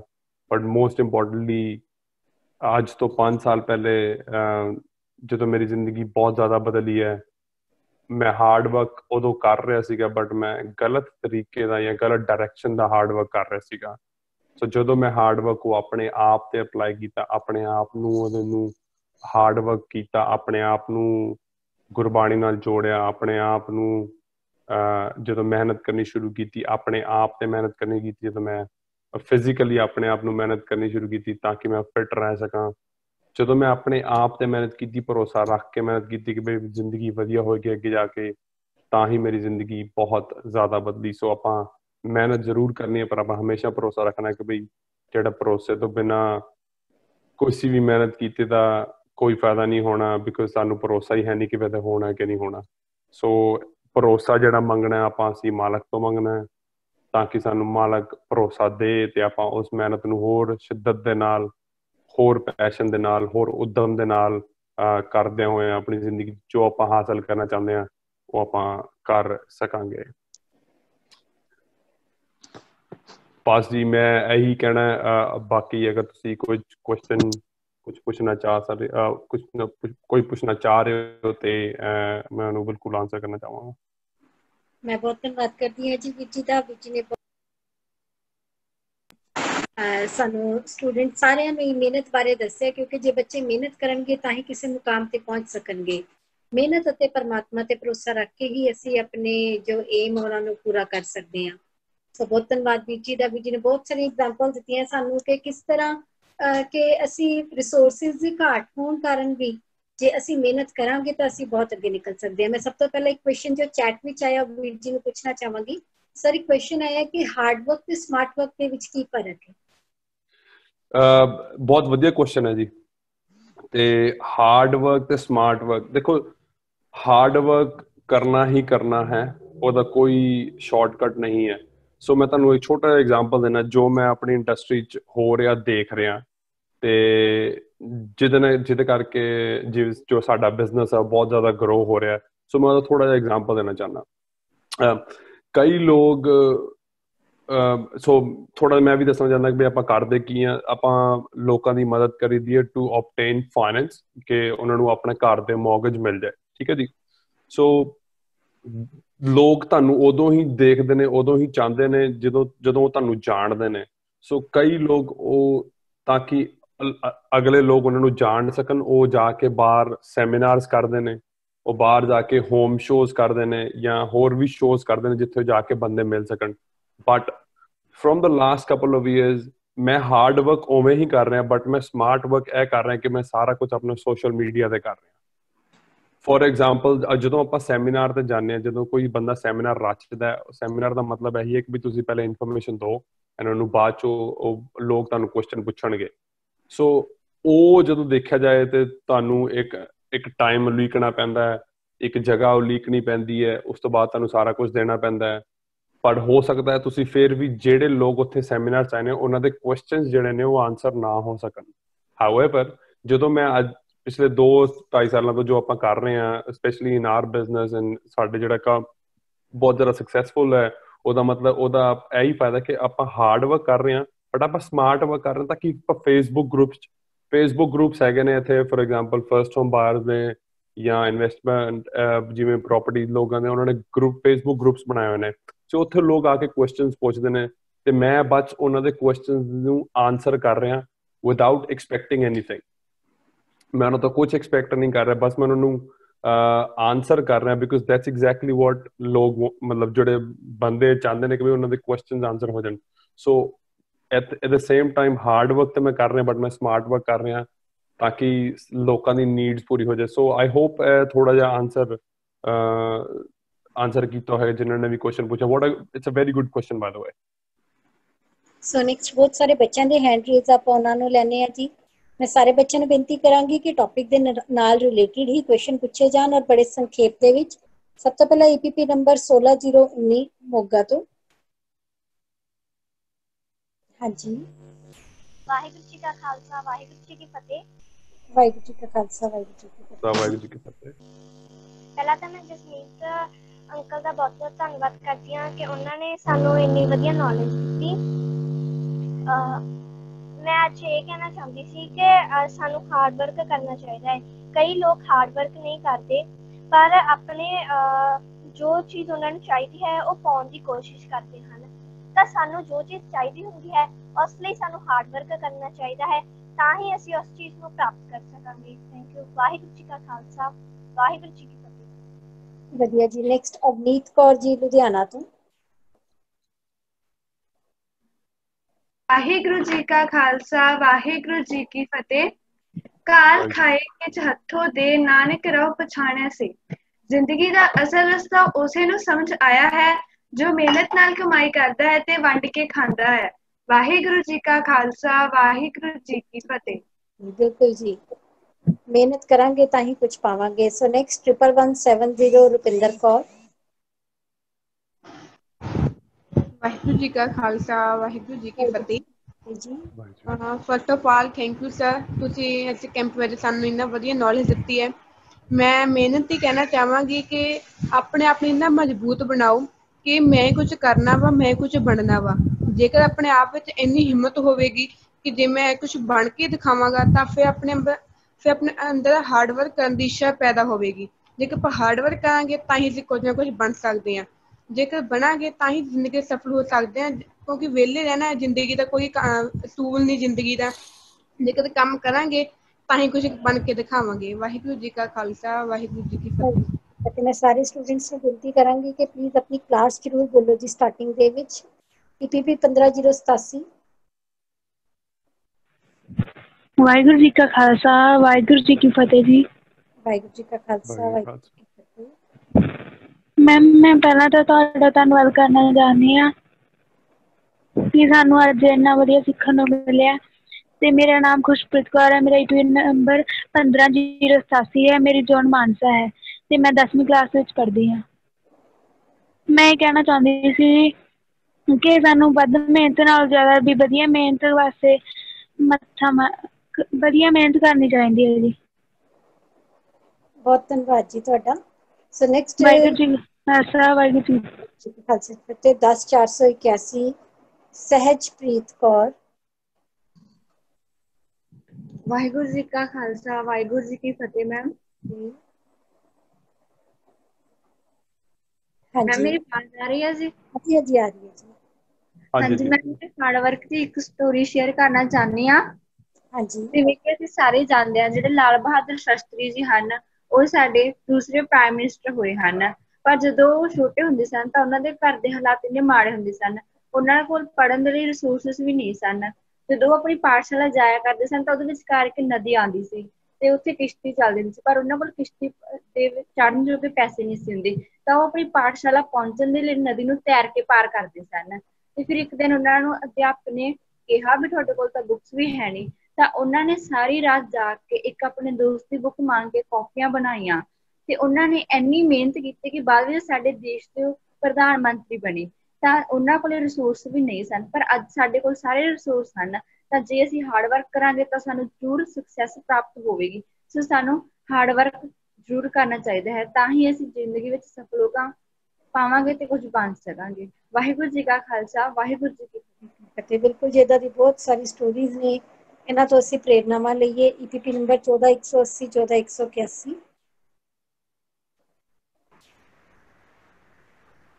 Am I audible, ma'am? ਜੀ। ਵਾਹਿਗੁਰੂ ਜੀ ਕਾ ਖਾਲਸਾ ਵਾਹਿਗੁਰੂ ਜੀ ਕੀ ਫਤਿਹ ਜੀ। ਮੇਰਾ ਨਾਮ ਮਨਦੀਪ ਕੌਰ ਹੈ ਤੇ ਈਪੀਪੀ ਨੰਬਰ 1481 ਤੇ ਮੈਂ BSc 3rd ਈਅਰ ਦੀ ਸਟੂਡੈਂਟ ਹਾਂ ਤੇ ਮੇਰਾ ਜ਼ੋਨ ਸੰਗਰੂਰ ਹੈ। ਤੇ ਅੱਜ ਮੈਂ ਹਾਰਡ ਵਰਕ ਦੇ ਰਿਗਾਰਡਿੰਗ ਇਹੀ ਕਹਿਣਾ ਚਾਹੁੰਦੀ ਹਾਂ ਕਿ ਸਾਨੂੰ ਡਿਸਿਪਲਿਨ ਆ ਜੋ ਆਪਣੀ ਲਾਈਫ ਦੇ ਵਿੱਚ ਇੰਪੋਜ਼ ਕਰਨਾ ਚਾਹੀਦਾ। ਡਿਸਿਪਲਿਨ 2 ਟਾਈਪਸ ਦਾ ਹੁੰਦਾ ਹੈਗਾ, ਇੱਕ ਤਾਂ ਇੰਪੋਜ਼ਡ ਡਿਸਿਪਲਿਨ ਹੁੰਦਾ, ਇੱਕ ਸੈਲਫ ਡਿਸਿਪਲਿਨ। ਇੰਪੋਜ਼ਡ ਜਿਵੇਂ ਆਪਾਂ ਨੂੰ ਟੀਚਰ ਨੇ ਕਿਹਾ ਹੈਗਾ ਵੀ ਆਪਣੇ ਕੋਈ ਵੀ ਕੰਮ ਹੈਗਾ ਆਪਾਂ ਨੂੰ ਲਾਈਕ ਜਿਵੇਂ ਕੋਈ ਲੈਸਨ ਦਿੱਤਾ ਵੀ ਇਸਨੂੰ ਕੰਪਲੀਟ ਕਰਨਾ ਤੇ ਇਸ ਤੇ ਨੋਟਸ ਬਣਾਉਣੇ ਆ, ਅਗਲੇ ਦਿਨ ਆਪਾਂ ਸਬਮਿਟ ਕਰਾਣੇ, ਉਹ ਤਾਂ ਹੋ ਗਿਆ ਆਪਣਾ ਇੰਪੋਜ਼ਡ। ਵੀ ਆਪਾਂ ਨੂੰ ਬਾਹਰੋਂ ਟੀਚਰ ਨੇ ਕਿਹਾ ਤਾਂ ਆਪਾਂ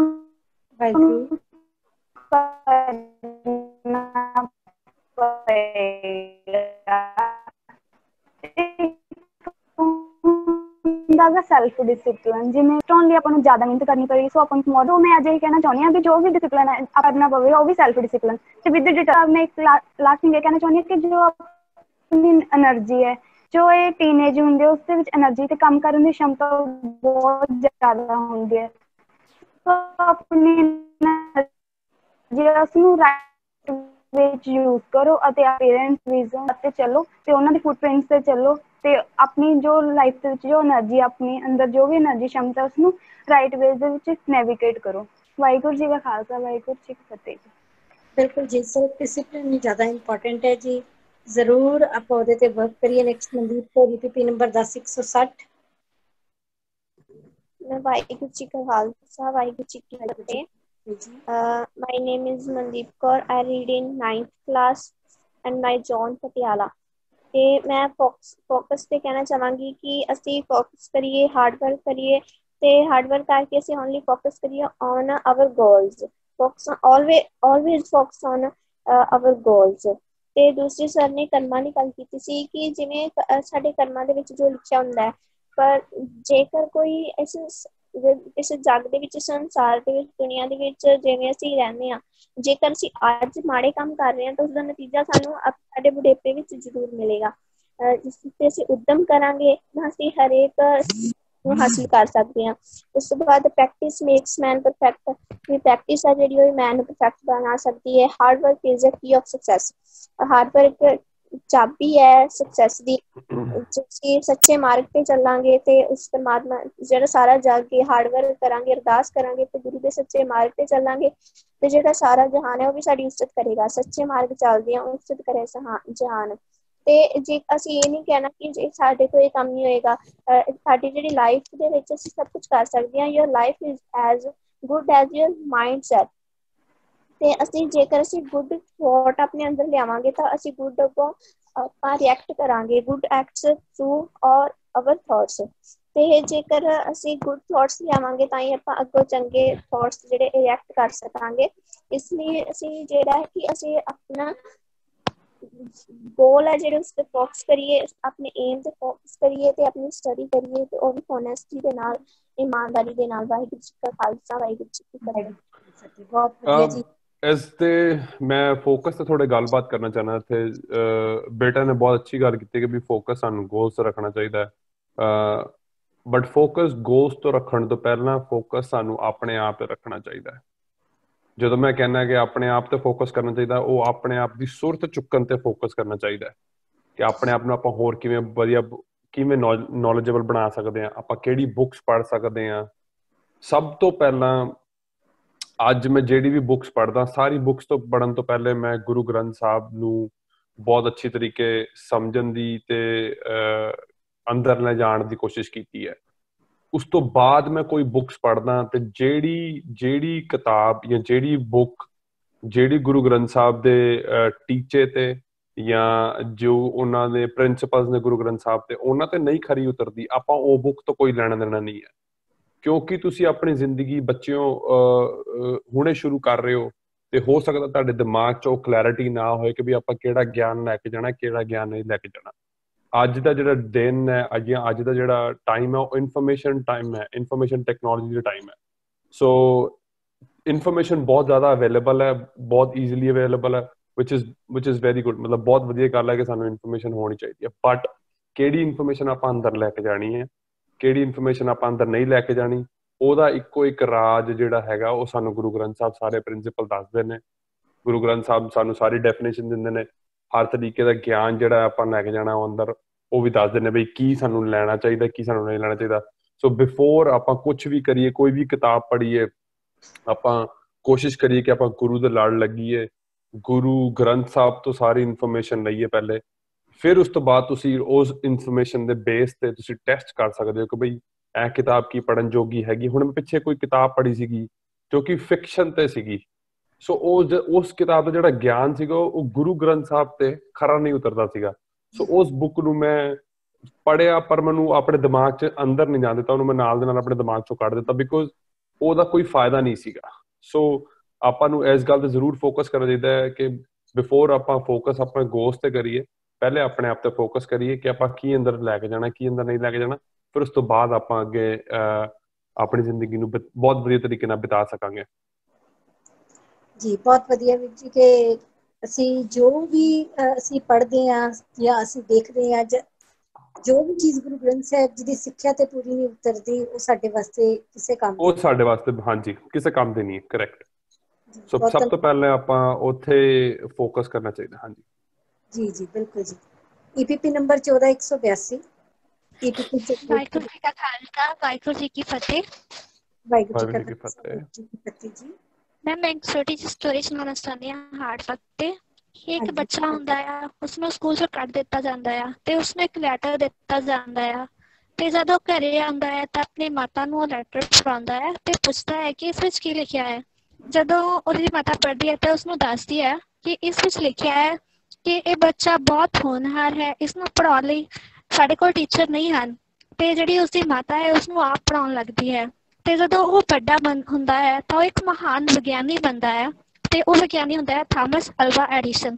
ਜਦੋਂ ਉਹ ਵਿਗਿਆਨੀ ਬਣ ਜਾਂਦਾ ਹੈ ਤਾਂ ਉਸਨੂੰ ਉਹ ਪੱਤਰ ਮਿਲਦਾ ਹੈ ਜਿਸ ਵਿੱਚ ਲਿਖਿਆ ਹੁੰਦਾ ਹੈ ਕਿ ਇਹ ਬੱਚਾ ਜੋ ਹੈ ਇਹ ਮਾਨਸਿਕ ਤੌਰ ਤੇ ਬਿਮਾਰ ਹੈ ਤੇ ਇਸਨੂੰ ਅਸੀਂ ਪੜ੍ਹਾ ਨਹੀਂ ਸਕਦੇ। ਸੋ ਇੱਥੇ ਗੱਲ ਆਉਂਦੀ ਹੈ ਕਿ ਉਹ ਬੱਚਾ ਇੰਨਾ ਜਿਹੜਾ ਕੀ ਆ ਮਹਾਨ ਵਿਗਿਆਨੀ ਕਿਵੇਂ ਬਣਿਆ। ਇਹ ਹੋਇਆ ਕਿਉਂਕਿ ਉਸਨੇ ਹਾਰਡ ਵਰਕ ਕੀਤਾ ਤੇ ਉਸਦੀ ਮਾਤਾ ਨੇ ਵੀ ਹਾਰਡ ਵਰਕ ਕੀਤਾ। ਸਾਨੂੰ ਇੱਕ ਇੰਗਲਿਸ਼ ਵਿੱਚ ਇੱਕ ਕੋਟ ਵੀ ਮਿਲਦਾ ਹੈ, if you don't try you Kant win. ਕਿ ਜੇਕਰ ਅਸੀਂ ਟਰਾਈ ਨਹੀਂ ਕਰਦੇ ਤਾਂ ਅਸੀਂ ਕਦੇ ਵੀ ਜਿਹੜੀ ਉਹ ਆਪਣੀ ਲਾਈਫ ਵਿੱਚ ਕੁਝ ਅਚੀਵ ਨਹੀਂ ਕਰ ਸਕਦੇ। ਜਿਹੜੇ ਥਾਮਸ ਐਡੀਸਨ ਸੀ ਉਹਨਾਂ ਨੇ 99 ਵਾਰ ਕੋਸ਼ਿਸ਼ ਕੀਤੀ ਸੀ ਬੱਲਬ ਬਣਾਉਣ ਦੇ ਲਈ, ਤੇ ਜਿਹੜਾ 100 ਵਾਰ ਸੀ ਉਹ ਬੱਲਬ ਬਣਾਉਣ ਵਿੱਚ ਸਫਲ ਹੋਏ ਸਨ। ਤੇ ਇਹ ਕਿਉਂ ਹੋਇਆ ਸੀ? ਕਿਉਂਕਿ ਉਹਨਾਂ ਨੇ ਹਾਰਡ ਵਰਕ ਕੀਤਾ ਤੇ ਜਿਹੜੀ ਟਰਾਈ ਸੀ ਉਹ ਨਹੀਂ ਛੱਡੀ। ਸੋ ਸਾਨੂੰ ਵੀ ਆਪਣੀ ਲਾਈਫ ਵਿੱਚ ਹਾਰਡ ਵਰਕ ਕਰਨਾ ਚਾਹੀਦਾ ਹੈ। ਜੇਕਰ ਅਸੀਂ ਹਾਰ ਵੀ ਜਾਂਦੇ ਹਾਂ ਤਾਂ ਸਾਨੂੰ ਜਿਹੜੀ ਟਰਾਈ ਆ ਉਹ ਨਹੀਂ ਛੱਡਣੀ ਚਾਹੀਦੀ। ਵਾਹਿਗੁਰੂ ਜੀ ਕਾ ਖਾਲਸਾ, ਵਾਹਿਗੁਰੂ ਜੀ ਕੀ ਫਤਿਹ। ਜੀ ਬਹੁਤ ਵਧੀਆ ਜੀ। ਇੱਥੇ ਮੈਂ ਹੋਰ ਵੀ ਇੱਕ ਪੁਆਇੰਟ ਬੇਟੇ ਨੇ ਥੋੜਾ ਜਿਹਾ ਮਿਸ ਕਰਤਾ, ਪਰ ਚਲੋ ਕੋਈ ਗੱਲ ਨਹੀਂ। ਬਹੁਤ ਵਧੀਆ ਗੱਲ ਕੀਤੀ ਬੇਟੇ ਤੁਸੀਂ ਥਾਮਸ ਐਡੀਸਨ ਦੀ ਆਪਣੀ ਸਟੋਰੀ ਸ਼ੇਅਰ ਕਰਕੇ। ਇੱਥੇ ਆਪਾਂ ਸਭ ਤੋਂ ਜਿਹੜਾ ਸਮਝਣਯੋਗ ਜਿਹੜਾ ਨੁਕਤਾ ਉਹ ਇਹ ਹੈ ਕਿ ਜਿਹੜੀ ਉਹਨਾਂ ਨੇ ਮਾਂ ਹੈ, ਉਹਨਾਂ ਦੀ ਮਾਂ ਨੇ ਜੋ ਉਹਨਾਂ ਨੂੰ ਗਿਆਨ ਜਾਂ ਤੁਸੀਂ ਉਹਨਾਂ ਦੇ ਦਿਮਾਗ 'ਚ ਜੋ ਭਰਿਆ ਉਹ ਐਵੇਂ ਦਾ ਭਰਿਆ ਜੋ ਕਿ ਬਹੁਤ ਜ਼ਿਆਦਾ ਪਾਵਰਫੁਲ ਸੀਗਾ, ਬਹੁਤ ਜ਼ਿਆਦਾ ਪੋਜ਼ਿਟਿਵ ਸੀਗਾ। ਸੋ ਅਗੇਨ ਤੁਸੀਂ ਬੱਚੋ ਤੁਸੀਂ ਇਸ ਗੱਲ ਨੂੰ ਬਹੁਤ ਚੰਗੀ ਤਰੀਕੇ ਦੇਖਣਾ ਕਿ ਬਈ ਆਪਾਂ ਤੁਸੀਂ ਅੰਦਰ ਕੀ ਲੈ ਕੇ ਜਾ ਰਹੇ ਹੋ, ਆਪਣੇ ਦਿਮਾਗ ਨੂੰ ਤੁਸੀਂ ਕੀ ਫੈਡ ਕਰ ਰਹੇ ਹੋ। ਹੁਣ ਅਗਰ ਉਹਨਾਂ ਦੀ ਉਹੀ ਮਾਤਾ ਜੀ ਉਹਨਾਂ ਨੂੰ ਅਗਰ ਕਹਿ ਦਿੰਦੀ ਕਿ ਬਈ ਤੁਸੀਂ ਤੁਹਾਨੂੰ ਸਕੂਲ ਦੇ ਜਿਹੜੇ ਮਾਸਟਰ ਨੇ ਉਹਨਾਂ ਨੇ ਐਵੇਂ ਕਿਹਾ ਜੋ ਕਿ ਰਿਐਲਿਟੀ ਕੁਝ ਹੋਰ ਸੀਗੀ, ਪਰ ਉਹਨਾਂ ਦੀ ਮਾਂ ਨੇ ਉਹਨਾਂ ਨੂੰ ਅੱਗੋਂ ਕੀ ਸਿਖਾਇਆ ਤੇ ਉਹਨਾਂ ਦਿਮਾਗ 'ਚ ਕੀ ਭਰਿਆ, ਉਹਨਾਂ ਦੇ ਬੇਸ ਤੇ ਉਹ ਹਾਰਡ ਵਰਕ ਕਰ ਸਕੇ ਤਾਂ ਉਹ ਥਾਮਸ ਐਡੀਸਨ ਬਣੇ। ਪਰ ਇੱਕ ਗੱਲ ਹੋਰ ਇੱਥੇ ਮੈਂ ਥੋੜੀ ਜਿਹੀ ਕਰੈਕਟ ਕਰਨਾ ਚਾਹੁੰਦਾ ਬੇਟਾ, ਉਹਨਾਂ ਨੇ 10,000 ਵਾਰੀ ਟਰਾਈ ਕੀਤਾ ਸੀਗਾ। ਉਹਨਾਂ ਨੇ 99 ਵਾਰੀ ਨਹੀਂ, ਉਹਨਾਂ ਨੇ 10,000 ਵਾਰੀ ਟਰਾਈ ਕੀਤਾ ਸੀਗਾ ਤਾਂ ਉਹ ਬੱਲਬ ਬਣਾ ਸਕੇ ਸੀਗੇ।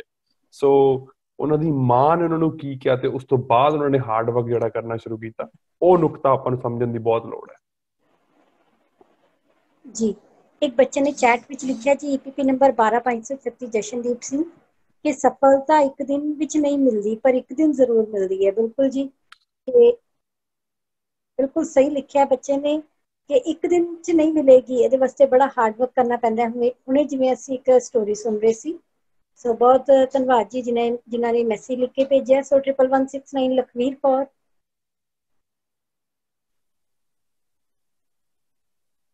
ਵਾਹਿਗੁਰੂ ਜੀ ਕਾ ਖਾਲਸਾ, ਵਾਹਿਗੁਰੂ ਜੀ ਕੀ ਫਤਿਹ ਜੀ।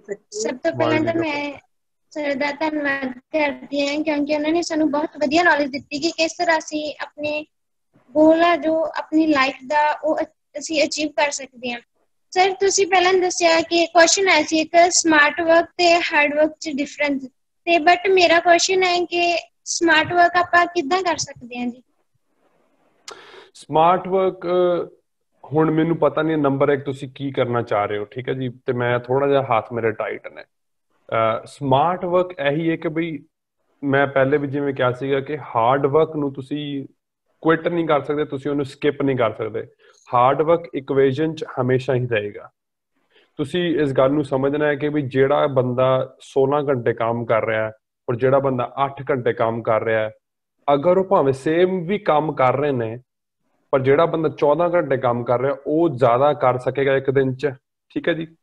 ਸੋ ਤੁਸੀਂ ਕਿਹੜਾ ਸਮਾਰਟ ਵਰਕ ਕਰਨਾ ਚਾਹੁੰਦੇ ਹੋ ਉਹ ਮੈਨੂੰ ਹੁਣ ਪਤਾ ਨਹੀਂ, ਸੋ ਇਸ ਕਰਕੇ ਮੈਂ ਥੋੜਾ ਜਿਹਾ ਆਨਸਰ ਮੈਂ ਸੰਕੋਚ ਰਿਹਾ, ਬਟ ਦ ਰਿਐਲਿਟੀ ਇਜ਼ ਕਿ ਮੰਨ ਲਓ ਕਿ ਤੁਸੀਂ ਸਮਾਰਟ ਵਰਕ ਤੁਹਾਨੂੰ ਨਹੀਂ ਸਮਝ ਆ ਰਿਹਾ ਕਿ ਤੁਸੀਂ ਕੀ ਕਰਨਾ ਚਾਹ ਰਹੇ ਹੋ, ਠੀਕ ਹੈ, ਬਟ ਤੁਸੀਂ ਅਗਰ ਮੰਨ ਲਓ ਆਪਣੀ ਕਲਾਸ 'ਚ ਫਸਟ ਆਉਣਾ ਚਾਹ ਰਹੇ ਹੋ ਤੇ ਜਿਹੜਾ ਆਲਰੇਡੀ ਬੱਚਾ ਫਸਟ ਹੈ ਉਹ 5 ਘੰਟੇ ਪੜ੍ਹ ਰਿਹਾ, ਐਗਜ਼ਾਮਪਲ ਦੇ ਤੌਰ ਤੇ, ਅਫਕੋਰਸ ਮੈਨੂੰ ਲੱਗਦਾ ਨਹੀਂ ਹੈ ਕਿ ਉਹ 5 ਘੰਟੇ ਹੋਣਗੇ, ਉਹ ਜ਼ਿਆਦਾ ਹੀ ਹੋਣਗੇ, ਪਰ ਤੁਸੀਂ ਇਹੀ ਕਰ ਸਕਦੇ ਹੋ ਕਿ ਇੱਥੇ ਸਮਾਰਟ ਵਰਕ ਇਹੀ ਹੈ ਕਿ ਤੁਸੀਂ ਆਪਣੇ ਇੱਕ ਟਿਊਸ਼ਨ ਜਾਂ ਇੱਕ ਮੈਂਟਰ ਜਾਂ ਤੁਸੀਂ ਜਿਹੜਾ ਹੋਮਵਰਕ ਹੈ ਉਹਨੂੰ ਅੱਛੇ ਤਰੀਕੇ ਕਰ ਸਕਦੇ ਹੋ। ਜਦੋਂ ਮੈਡਮ ਤੁਹਾਨੂੰ ਕਲਾਸ 'ਚ ਬਿਠਾ ਕੇ ਉਸ ਸਬਜੈਕਟ ਦੇ ਬਾਰੇ ਗੱਲ ਕਰ ਰਹੀ, ਤੁਸੀਂ ਉਹਨੂੰ ਉਸ ਟਾਈਮ ਧਿਆਨ ਨਾਲ ਸਮਝ ਸਕਦੇ ਹੋ ਤੇ ਉਹਨੂੰ ਦੁਬਾਰਾ ਜਦੋਂ ਅਗਰ ਤੁਸੀਂ ਉਸ ਸਬਜੈਕਟ ਦੀ ਟਿਊਸ਼ਨ ਰੱਖੀ ਹੋਈ ਹੈ ਤੇ ਉਹਨੂੰ ਜ਼ਿਆਦਾ ਦੁਬਾਰਾ ਜਾ ਕੇ ਜ਼ਿਆਦਾ ਜਲਦੀ ਆਪਣੇ ਦਿਮਾਗ 'ਚ ਫੀਡ ਕਰਕੇ ਉਹਨੂੰ ਅੱਗੇ ਪਹੁੰਚ ਸਕਦੇ ਹੋ। ਸੋ ਸਮਾਰਟ ਵਰਕ ਤੇ ਹਾਰਡ ਵਰਕ ਦੀ ਇਕੁਏਸ਼ਨ ਜਿਹੜੀ ਹੈ, ਹਾਰਡ ਵਰਕ ਹਮੇਸ਼ਾ ਹੀ ਰਹੇਗਾ, ਹਾਰਡ ਵਰਕ ਕਦੀ ਕਿਤੇ ਨਹੀਂ ਜਾ ਸਕਦਾ। ਜਿਵੇਂ ਮੈਂ ਪਹਿਲੇ ਵੀ ਐਕਸਪਲੇਨ ਕਰ ਰਿਹਾ ਸੀ ਕਿ ਬਈ ਜਿਵੇਂ ਸਾਨੂੰ ਤੇ ਹੋਰ ਦੂਸਰੇ ਜਿਹੜੇ ਸੇਮ ਕੰਮ ਕਰਦੇ ਨੇ ਉਹਨਾਂ 'ਚ ਇਹੀ ਫਰਕ ਹੈ ਕਿ ਕੰਮ ਆਪਾਂ ਉਹੀ ਕਰ ਰਹੇ ਹਾਂ, ਲੋਕਾਂ ਦੇ ਕੁਐਸਚਨਸ ਹੀ ਆਨਸਰ ਕਰ ਰਹੇ ਹਾਂ ਆਪਾਂ, ਪਰ ਮੈਂ ਬਹੁਤ ਈਜ਼ੀ ਤਰੀਕੇ ਨਾਲ ਘਰ ਬੈਠ ਕੇ ਵੀ ਉਹ ਕੁਐਸਚਨਸ ਆਨਸਰ ਕਰ ਪਾ ਰਹੇ ਹਾਂ, ਔਰ ਕਈ ਲੋਕ ਬਹੁਤ ਜ਼ਿਆਦਾ ਉਲੀਕ ਰਹੇ ਨੇ, ਜਗ੍ਹਾ ਉਲੀਕ ਰਹੇ ਨੇ, ਲੋਕਾਂ ਨੂੰ ਮੈਸੇजेस ਕਰ ਰਹੇ ਨੇ। ਸੋ ਡਿਪੈਂਡ ਕਰਦਾ ਕਿ ਤੁਸੀਂ ਕਿਹੜੇ ਤਰੀਕੇ ਨਾਲ ਜਾਂ ਕਿਸ ਗੱਲ ਤੇ ਹਾਰਡ ਵਰਕ ਜਾਂ ਸਮਾਰਟ ਵਰਕ ਦੀ ਗੱਲ ਕਰ ਰਹੇ ਹੋ। ਕੁਛ ਐਵੇਂ ਦੀ ਗੱਲ ਹੈਗੀ ਹੈ ਬੇਟੇ ਜੋ ਤੁਸੀਂ ਪੁੱਛਣਾ ਚਾਹੁੰਦੇ ਹੋ, ਮਤਲਬ ਸਪੈਸੀਫਿਕ ਕੁਐਸਚਨ ਤੁਸੀਂ ਪੁੱਛ ਸਕਦੇ, ਕੋਈ ਗੱਲ ਨਹੀਂ। ਵਾਹਿਗੁਰੂ ਜੀ ਕਾ ਖਾਲਸਾ, ਵਾਹਿਗੁਰੂ ਜੀ ਕੀ ਫਤਿਹ। ਮੇਰਾ ਨਾਮ Jashandeep Kaur, EPP number 13230 zone Sangrur, ਅਤੇ ਮੈਂ BSc ਸਾਇੰਸ ਫਸਟ ਈਅਰ ਦੀ ਸਟੂਡੈਂਟ ਹਾਂ। ਮੈਂ ਹਾਰਡ ਵਰਕ ਬਾਰੇ ਬੋਲਣਾ ਚਾਹੁੰਦੀ ਹਾਂ। ਸਕਸੈਸ ਇੱਕ ਵਹੀਕਲ ਹੈ ਜਿਹੜਾ ਕਿ ਹਾਰਡ ਵਰਕ ਦੇ ਬੇਸ ਤੇ ਹੈ। ਸੋ ਸਾਨੂੰ ਹਾਰਡ ਵਰਕ ਕਰਨਾ ਚਾਹੀਦਾ ਤਾਂ ਜੋ ਸਾਨੂੰ ਸਕਸੈਸ ਮਿਲ ਸਕੇ ਅਤੇ ਸਾਡਾ ਸਕਸੈਸਨਾਮੀ ਵਹੀਕਲ ਚੱਲ ਕੇ ਆਪਣੀ ਮੰਜ਼ਿਲ ਤੇ ਜਾ ਸਕੇ। ਤੇ ਜੇਕਰ ਸਾਡਾ ਵੈਪਨ ਹਾਰਡ ਵਰਕ ਹੋਵੇਗਾ ਤਾਂ ਜੋ ਸਕਸੈਸ ਆ ਉਹ ਸਾਡੀ ਸਲੇਵ ਬਣ ਜਾਏਗੀ। ਵਾਹਿਗੁਰੂ ਜੀ ਕਾ ਖਾਲਸਾ, ਵਾਹਿਗੁਰੂ ਜੀ ਕੀ ਫਤਿਹ। ਵਾਹਿਗੁਰੂ ਜੀ ਕਾ ਖਾਲਸਾ। ਸੋ ਨੈਕਸਟ ਹੈ ਜੀ EPP ਨੰਬਰ 22 ਆਪਣੇ ਮਾਈਕ ਨੂੰ ਮੂਟ ਕਰੋ। ਵਾਹਿਗੁਰੂ ਜੀ ਕਾ ਖਾਲਸਾ, ਵਾਹਿਗੁਰੂ ਜੀ ਕੀ ਫਤਿਹ। ਵਾਹਿਗੁਰੂ ਜੀ ਕਾ ਖਾਲਸਾ, ਵਾਹਿਗੁਰੂ ਜੀ ਕੀ ਫਤਿਹ। ਮੈਂ ਆਵਾਜ਼ ਆ ਰਹੀ ਹੈ ਜੀ? ਆ ਰਹੀ ਹੈ ਜੀ। ਮੈਂ ਆਵਾਜ਼ ਆ ਰਹੀ ਹੈ? ਆ ਰਹੀ ਹੈ ਜੀ, ਆ ਰਹੀ ਹੈ। ਵਾਹਿਗੁਰੂ ਜੀ ਕਾ ਖਾਲਸਾ, ਵਾਹਿਗੁਰੂ ਜੀ ਕੀ ਫਤਿਹ। ਮੈਂ ਮਿਹਨਤ ਤੇ ਕੁਝ ਪੁੱਛਣਾ ਚਾਹੁੰਦੀ ਹਾਂ। ਅੱਜ ਨੌਜਵਾਨ ਸਰਾ ਤਾਂ ਪ੍ਰਾਪਤ ਕਰਨਾ ਚਾਹੁੰਦੇ ਆ ਪਰ ਉਹ ਮਿਹਨਤ ਨਹੀਂ ਕਰਦੇ, ਜ਼ਿਆਦਾ ਮਿਹਨਤ ਕਰਨੀ ਉਹਨਾਂ ਨੂੰ ਪਸੰਦ ਨਹੀਂ ਹੈ। ਉਹਨਾਂ ਨੂੰ ਲੱਗਦਾ ਹੈ ਕਿ ਸਫਲਤਾ ਦੀ ਪ੍ਰਾਪਤੀ ਲਈ ਵੀ ਸਾਨੂੰ ਕਿਸਮਤ ਦੀ ਲੋੜ ਹੁੰਦੀ ਹੈ। ਸਦਾ ਦੀ ਪ੍ਰਾਪਤੀ ਕਿਸਮਤ ਦਾ ਸਾਥ ਜ਼ਰੂਰੀ ਹੈ, ਪਰ ਸਾਨੂੰ ਇਹ ਨਹੀਂ ਭੁੱਲਣਾ ਚਾਹੀਦਾ ਕਿ ਤਪ ਕੇ ਸੁੱਖ ਬਣਦਾ ਹੈ। ਕਿਸਮਤ ਦੀ ਮਿਹਨਤ ਕਰਨ ਵਾਲਿਆਂ ਦੀ ਹੀ ਸਾਥ ਦਿੰਦੀ ਹੈ। ਮੈਮ ਜਿਹੜੇ ਲੋਕ ਮਿਹਨਤ ਕਰਦੇ ਕਿਸਮਤ ਵੀ ਉਹਨਾਂ ਦਾ ਸਾਥ ਦਿੰਦੀ ਹੈ। ਇਕੱਲੀ ਕਿਸਮਤ ਨਾਲ ਹੀ ਮਿਹਨਤ ਕਰ ਸਕਦੇ। ਜੇ ਅਸੀਂ ਸਕਸੈਸ ਹੋਣਾ ਚਾਹੁੰਦੇ ਜ਼ਿੰਦਗੀ ਤਾਂ ਸਾਨੂੰ ਹਾਰਡ ਵਰਕ ਵੀ ਕਰਨਾ ਪਵੇ। Hard work is the Ki success. Thank you ma'am. Waheguru ji ਕਾ ਖਾਲਸਾ, ਵਾਹਿਗੁਰੂ ਜੀ ਕੀ ਫਤਿਹ। ਮੈਂ ਥੋੜਾ ਜਿਹਾ ਇੱਥੇ ਕਹਿਣਾ ਚਾਹੁੰਦਾ ਕਿਸਮਤ ਤੇ। ਕਿਸਮਤ ਦੀ ਡੈਫੀਨੇਸ਼ਨ ਹੈ ਜਿਹੜੀ ਕਿਸਮਤ ਜਿਹੜਾ ਸ਼ਬਦ ਹੈ ਉਹ ਦੋ ਵਰਡਸ ਦੇ ਨਾਲ ਬਣਿਆ ਹੋਇਆ, ਦੋ ਸ਼ਬਦਾਂ ਨਾਲ, ਕਿਸ ਮਤ। ਸੋ ਆਪਣੀ ਜ਼ਿੰਦਗੀ ਆਪਾਂ ਕਿਹੜੀ ਮਤ ਦੇ ਨਾਲ ਜੀ ਰਹੇ ਹਾਂ ਉਹ ਸਕਸੈਸ ਹੈ, ਉਹ ਕਿਸਮਤ ਹੈ। ਸੋ ਅਗਰ ਤੁਸੀਂ ਵਧੀਆ ਮਤ ਨਾਲ ਜੀ ਰਹੇ ਹੋ ਕਿ ਬਈ ਮੈਂ ਹਾਰਡ ਵਰਕ ਕਰਨਾ ਹੈ, ਮੈਂ ਵਧੀਆ ਤਰੀਕੇ ਨਾਲ ਮੇਰੀ ਜ਼ਿੰਦਗੀ ਵਧੀਆ ਹੋਏਗੀ, ਤੇ ਆਪਣੇ ਮਤਲਬ ਭਰੋਸਾ ਰੱਖਣਾ। ਜਿਵੇਂ ਮੈਂ ਲਾਸਟ ਸਭ ਤੋਂ ਇਹੀ ਕਿਹਾ ਸੀਗਾ ਕਿ ਭਰੋਸਾ ਜਿਹੜਾ ਹੈ ਉਹ ਬਹੁਤ ਜ਼ਿਆਦਾ ਜ਼ਰੂਰੀ ਹੈ। ਬਹੁਤ ਸਾਰੇ ਲੋਕ ਮਿਹਨਤ ਕਰਦੇ ਨੇ ਆਪਣੀ ਜ਼ਿੰਦਗੀ 'ਚ। ਕਈ ਲੋਕ ਜ਼ਿੰਦਗੀ ਭਰ ਸਿਰਫ ਲੇਬਰ ਦਾ ਕੰਮ ਕਰਦੇ ਨੇ। ਕੋਈ ਕੰਮ ਕੋਈ ਕੰਮ ਵੱਡਾ ਉੱਚਾ ਨੀਚਾ ਨਹੀਂ ਹੁੰਦਾ। ਬਾय ਦ ਵੇ ਮੈਂ ਸਿਰਫ ਇੱਕ ਐਗਜ਼ਾਮਪਲ ਦੇ ਤੌਰ ਤੇ ਲੈ ਰਿਹਾ ਕਿ ਬਈ ਪੂਰੀ ਜ਼ਿੰਦਗੀ ਕਈ ਲੋਕ ਸਿਰਫ ਮਤਲਬ ਬਾਥਰੂਮ ਜਾਂ ਕਿਸੇ ਦੇ ਘਰਾਂ 'ਚ ਕੰਮ ਕਰਦੇ ਨੇ ਜਾਂ ਕੁਝ ਐਵੇਂ ਦਾ ਕੰਮ ਕਰਦੇ ਨੇ ਜਿਹੜਾ ਉਹਨਾਂ ਨੂੰ ਪਸੰਦ ਨਹੀਂ ਹੈ, ਪਰ ਉਹ ਕਿਹੜੀ ਮੱਤ ਦੇ ਨਾਲ ਜ਼ਿੰਦਗੀ ਜੀ ਰਹੇ ਨੇ ਜਾਂ ਉਹ ਕਿਹੜੇ ਭਰੋਸੇ ਦੇ ਨਾਲ ਜ਼ਿੰਦਗੀ ਜੀ ਰਹੇ ਨੇ ਕਿ ਮੈਂ ਪੂਰੀ ਜ਼ਿੰਦਗੀ ਇਹੀ ਕਰਨਾ ਜਾਂ ਮੈਂ ਪੂਰੀ ਜ਼ਿੰਦਗੀ ਆਪਣੇ ਆਪ ਨੂੰ ਕੁਝ ਹੋਰ ਕਰ ਸਕਦਾ। ਤੇ ਜਿਹੜੀ ਮੱਤ ਹੈ ਉਹ ਉਹਨਾਂ ਦੀ ਜ਼ਿੰਦਗੀ ਤੈਅ ਕਰਦੇ ਕਿ ਉਹਨਾਂ ਨੇ ਕਿੱਥੇ ਤੱਕ ਪਹੁੰਚਣਾ। ਸੋ ਕਿਸਮਤ ਦਾ ਮਤਲਬ ਹੈ ਕਿ ਆਪਾਂ ਜ਼ਿੰਦਗੀ ਕਿਹੜੀ ਮੱਤ ਦੇ ਨਾਲ ਜੀ ਰਹੇ ਕਿ ਬਈ ਹਾਂ ਕਿ ਆਪਾਂ ਵਧੀਆ ਜ਼ਿੰਦਗੀ ਹੋ ਸਕਦੀ ਹੈ ਮੇਰੀ, ਤੇ ਉਹ ਵਧੀਆ ਜ਼ਿੰਦਗੀ ਨੂੰ ਮੈਂ ਕਿਵੇਂ ਬਣਾਉਣਾ ਹੈ ਉਹ ਮੇਰੇ ਤੇ ਡਿਪੈਂਡ ਕਰਦਾ। ਜੀ ਬਿਲਕੁਲ, ਕਿਸਮਤ ਤੇ ਭਰੋਸਾ ਰੱਖਣ ਵਾਲੇ ਪਿੱਛੇ ਰਹਿ ਸਕਦੇ ਨੇ, ਪਰ ਆਪਣੀ ਮਿਹਨਤ ਤੇ ਆਪਣੇ ਗੁਰੂ ਤੇ ਭਰੋਸਾ ਰੱਖਣ ਵਾਲੇ ਹਮੇਸ਼ਾ ਅੱਗੇ ਵਧਦੇ ਨੇ ਜੀ, ਅੱਗੇ ਰਹਿਣਗੇ। So next EPP number 16117 zone Sherpur ਤੋਂ। ਆਪਣੇ ਮਾਈਕ ਨੂੰ ਅਨਮਿਊਟ ਕਰੋ ਜੀ। ਵਾਹਿਗੁਰੂ ਜੀ ਕਾ ਖਾਲਸਾ, ਵਾਹਿਗੁਰੂ ਜੀ ਕੀ ਫਤਿਹ। ਵਾਹਿਗੁਰੂ ਜੀ ਕਾ ਖਾਲਸਾ, ਵਾਹਿਗੁਰੂ ਜੀ ਕੀ ਫਤਿਹ। ਵਾਹਿਗੁਰੂ ਜੀ ਕੀ ਫਤਿਹ। मेरा नाम जसमीत कौर है, मेरा EPP नंबर 1617 है। मैं 5th क्लास में स्टूडेंट हूं। जिन्हें मिल्खा सिंह ने 200-400 मीटर रेस में सख्त मेहनत की सी, ਉੱਥੇ ਹੀ ਸਰਦਾਰ ਜਸਵਿੰਦਰ ਸਿੰਘ ਖਾਲਸਾ ਇੰਗਲੈਂਡ ਵਾਲਿਆਂ ਨੇ educated Punjab protect Ludhiana 800 metre ਲਈ ਸਖਤ ਮਿਹਨਤ ਕੀਤੀ ਸੀ ਜੀ, ਤੇ ਇੰਡੀਆ ਦੇ ਗੋਲਡ ਮੈਡਲਿਸਟ ਰਹੇ ਸਨ ਜੀ। 800 ਮੀਟਰ ਦਾ ਨਵਾਂ ਰਿਕਾਰਡ ਇਹਨਾਂ ਨੇ ਆਪਣੇ ਨਾਮ ਤੇ ਦਰਜ ਕੀਤਾ ਸੀ। ਵਾਹਿਗੁਰੂ ਜੀ ਕਾ ਖਾਲਸਾ, ਵਾਹਿਗੁਰੂ ਜੀ ਕੀ ਫਤਿਹ। ਤੇ ਬਿਲਕੁਲ ਜੀ ਇਹਨਾਂ ਨੇ ਐਗਜ਼ਾਮਪਲ ਦਿੱਤੀ ਹੈ। ਧੰਨਵਾਦ, ਮੈਨੂੰ ਪਤਾ ਨਹੀਂ ਸੀਗਾ ਜੀ, ਬਹੁਤ ਵਧੀਆ ਐਗਜ਼ਾਮਪਲ ਦਿੱਤੀ ਹੈ।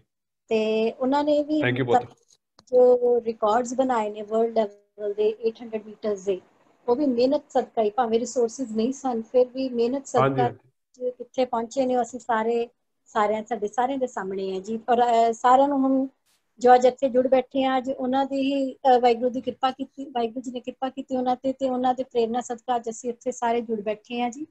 So next EPP number 10691। ਬੇਨਤੀ ਆਪਣੇ ਮਾਈਕ ਨੂੰ ਅਨਮਿਊਟ ਕਰੋ ਜੀ। ਸ਼ਾਇਦ EPP ਨੰਬਰ 10691 ਇਹਨਾਂ ਦੀ ਆਵਾਜ਼ ਸਾਡੇ ਕੋਲ ਨਹੀਂ ਆ ਰਹੀ। ਸੋ ਕੁਝ ਕੁ ਮੈਸੇजेस ਆਏ ਨੇ, ਬਹੁਤ ਵਧੀਆ ਆਏ ਨੇ, ਉਹਨਾਂ ਨੂੰ ਥੋੜਾ ਪੜ੍ਹ ਕੇ ਤੇ ਉਸ ਤੋਂ ਬਾਅਦ ਅਸੀਂ ਇਸ ਕੈਂਪ ਦੀ ਸਮਾਪਤੀ ਵੱਲ ਵਧਾਂਗੇ ਜੀ। ਬਹੁਤ ਸਾਰੇ ਬੱਚੇ ਬੜੇ ਵਧੀਆ ਮੈਸੇਜ ਕਰ ਰਹੇ ਨੇ, ਕਿਉਂਕਿ ਹੈਂਡ ਰੇਜ਼ ਤਾਂ ਬਹੁਤ ਸਾਰੇ ਬੱਚਿਆਂ ਨੇ ਕੀਤਾ, ਪਰ ਅਸੀਂ ਇੰਨੇ ਬੱਚਿਆਂ ਨੂੰ ਕਈ ਵਾਰ ਚਾਂਸ ਨਹੀਂ ਦੇ ਸਕਦੇ। ਸੋ ਇੱਕ ਬੱਚੇ ਦਾ ਮੈਸੇਜ ਆਇਆ ਜੀ, ਨਰਗਿਸ ਜਰੀਨਾ ਜੋਨ ਬਰਨਾਲਾ ਤੋਂ। Hard work beats talent when talent doesn't work hard. ਬਹੁਤ ਵਧੀਆ ਜੀ, ਕੋਈ ਸ਼ੱਕ ਨਹੀਂ ਹੈ ਜੀ। ਰਮਨਪ੍ਰੀਤ ਕੌਰ ਸਟੱਡੀ ਫਾਊਂਡੇਸ਼ਨ ਤੋਂ, if your mindset is to receive success no one can stop you to receive it. So ਕੁਝ ਬਹੁਤ ਵਧੀਆ ਆਏ ਨੇ, ਮੈਂ ਇਸ ਕਰਕੇ ਉਹ ਪੜ੍ਹ ਕੇ ਸੁਣਾ ਰਹੀ ਹਾਂ ਜੀ। ਤੇ ਇੱਕ ਹੈ ਜੀ EPP ਨੰਬਰ 11400 ਮੋਗਾ ਤੋਂ। ਵਾਹਿਗੁਰੂ ਜੀ, ਕਈ ਲੋਕ ਬਹੁਤ ਮਿਹਨਤ ਕਰਦੇ ਹਨ ਪਰ ਆਪਣੇ ਭਰੋਸੇ ਦੀ ਘਾਟ ਕਾਰਨ ਉਸਨੂੰ ਸਫਲਤਾ ਨਹੀਂ ਮਿਲਦੀ, ਫਿਰ ਉਹ ਕਹਿੰਦੇ ਨੇ ਸਾਡੀ ਕਿਸਮਤ ਖਰਾਬ ਹੈ। ਤੇ ਨਾਲ ਹੀ ਉਹਨਾਂ ਦਾ ਇੱਕ ਕੁਐਸਚਨ ਵੀ ਹੈ ਕਿ ਸਾਨੂੰ ਕਿਸਮਤ ਤੇ ਵਿਸ਼ਵਾਸ ਰੱਖਣਾ ਚਾਹੀਦਾ ਹੈ। ਮੈਂ ਹੁਣੇ ਆਪਾਂ ਉਹਦਾ ਆਨਸਰ ਕੀਤਾ ਬਈ ਅਗੇਨ ਕਿਸਮਤ ਦਾ ਮਤਲਬ ਇਹੀ ਹੈ ਕਿ ਤੁਸੀਂ ਕਿਹੜੀ ਮਾਤਰਾ ਨਾਲ ਆਪਣੀ ਜ਼ਿੰਦਗੀ ਜੀ ਰਹੇ ਹੋ। ਜਿਸ ਬੰਦੇ ਕੋ ਭਰੋਸਾ ਨਹੀਂ ਹੈ ਉਹ ਕੁਝ ਨਹੀਂ ਕਰ ਸਕਦਾ। ਮੈਂ ਆਪਣੀ ਗੱਲ ਵੈਸੇ ਘੱਟ ਕਰਦਾ, ਪਰ ਮੈਂ ਆਪਣੀ ਗੱਲ ਕਰਨਾ ਚਾਹੁੰਦਾ। ਜਦੋਂ ਮੈਂ 18 ਸਾਲ ਦਾ ਸੀਗਾ, ਆਪਾਂ ਬਹੁਤ ਫਾਈਨੈਂਸ਼ੀਅਲ ਤੌਰ ਤੇ ਦਿੱਕਤਾਂ 'ਚ ਸੀਗੇ, ਪਰ ਉਸ ਤੋਂ 3 ਸਾਲ ਬਾਅਦ ਮਿਹਨਤ ਕਰਕੇ, ਮੈਂ ਨੌਕਰੀਆਂ ਕਰਕੇ 2 ਜਗ੍ਹਾ ਆਪਣੀ ਜੌਬ ਚੇਂਜ ਕਰਕੇ ਮੈਂ ਇੰਨੇ ਕੁ ਪੈਸੇ ਹਾਰਡ ਵਰਕ ਕਰਕੇ ਇਕੱਠੇ ਕਰ ਲਏ ਸੀਗੇ ਤਾਂ ਕਿ ਮੈਂ ਨਿਊਜ਼ੀਲੈਂਡ ਆ ਸਕਾਂ ਆਪਣੇ ਆਪ, ਆਪਣੇ ਬਲ ਤੇ, ਆਪਣੇ ਸਿਰ ਤੇ, ਜਿਹਦੇ ਕਰਕੇ ਮੈਨੂੰ ਆਪਣੇ ਪਿਤਾ ਜੀ ਕੋਲ ਕੋਈ ਮਦਦ ਲੈਣ ਦੀ ਲੋੜ ਨਹੀਂ ਪਈ। ਸੋ ਜਿਹੜੇ ਵੀ ਮੁਕਾਮ ਤੇ ਮੈਂ ਅੱਜ ਹਾਂ, ਕੋਈ ਸ਼ੱਕ ਨਹੀਂ ਗੁਰੂ ਦਾ ਹੱਥ ਹੈ। ਬਟ ਮੈਨੂੰ ਬਹੁਤ ਜ਼ਿਆਦਾ ਭਰੋਸਾ ਗੁਰੂ ਤੇ ਆਪਣੇ ਤੇ ਵੀ ਸੀਗਾ ਕਿ ਬਈ ਮੈਂ ਕਰ ਸਕਦਾ। ਸੋ ਭਰੋਸੇ ਦੀ ਬਹੁਤ ਜ਼ਿਆਦਾ ਲੋੜ ਹੈ, ਤੇ ਤੁਸੀਂ ਕਿਹੜੀ ਮੱਤ ਦੇ ਨਾਲ ਜ਼ਿੰਦਗੀ ਜੀ ਰਹੇ ਹੋ ਉਹਨੂੰ ਕਿਸਮਤ ਕਿਹਾ ਜਾਂਦਾ ਹੈ। ਸੋ ਇੱਕ ਮੈਸੇਜ ਹੋਰ ਬੜਾ ਵਧੀਆ ਆਇਆ ਜੀ, hard work is an important plant of life that gives the fruit of success. Of course. There is no secret of hard work. It is the result of preparation, hard work and learning from failure. So there is no secret of success. It is a result of preparation, hard work and learning from failure. ਬਹੁਤ ਵਧੀਆ ਜੀ।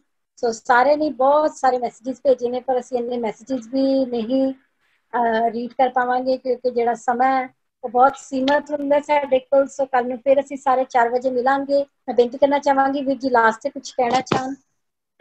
ਹਾਂਜੀ, ਮੈਂ last ਤੇ ਸਾਰੇ ਬੱਚਿਆਂ ਨੂੰ ਜਾਂ ਜਿਹੜੇ ਵੀ ਇਸ ਸੈਸ਼ਨ ਦੇ ਥਰੂ ਜੁੜੇ ਨੇ, ਮੈਂ ਗੁਰਬਾਣੀ ਦੀ ਪੰਕਤੀ ਹੀ ਯੂਜ਼ ਕਰਕੇ ਕਹਿਣਾ ਚਾਹੁੰਦਾ, ਬਹੁਤ ਵਧੀਆ ਮੈਸੇजेस ਤੁਸੀਂ ਕਰਦੇ ਹੋ ਬੇਟੇ, ਬਹੁਤ ਵਧੀਆ ਕੁਐਸਚਨਸ ਵੀ ਪੁੱਛੇ ਨੇ। ਜਗ ਗਿਆਨੀ ਵਿਰਲਾ ਆਚਾਰੀ, ਦ ਰਿਐਲਿਟੀ ਇਜ਼, ਜਾਂ ਸੱਚਾਈ ਹੈ ਕਿ ਸਾਡੇ ਸਾਰਿਆਂ ਨੂੰ ਪਤਾ ਕਿ ਬਈ ਕੀ ਠੀਕ, ਆਪਾਂ ਕਿੰਨਾ ਹਾਰਡ ਵਰਕ ਕਰਨਾ ਹੈ, ਕਿਵੇਂ ਭਰੋਸਾ ਰੱਖਣਾ ਹੈ, ਤੇ ਆਪਾਂ ਨੂੰ ਕੀ ਕੀ ਕਰਨ ਦੀ ਲੋੜ ਹੈ। ਅਗਰ ਆਪਾਂ ਡਾਕਟਰ ਬਣਨਾ, ਐਥਲੀਟ ਬਣਨਾ, ਕੁਝ ਵੀ ਬਣਨਾ, ਪਰ ਆਪਾਂ ਨੂੰ ਕਰਨਾ ਪੈਣਾ ਹੈ। ਜਿਹੜਾ ਕਰਨ ਵਾਲਾ ਕੰਮ ਹੈ ਨਾ, ਇਹ ਸਭ ਤੋਂ ਔਖਾ ਹੈ। ਪ੍ਰੈਕਟੀਕੈਲਿਟੀ ਜਿਹੜੀ ਜ਼ਿੰਦਗੀ 'ਚ ਹੈ ਉਹ ਲਿਆਣੀ ਸਭ ਤੋਂ ਔਖੀ ਹੈ।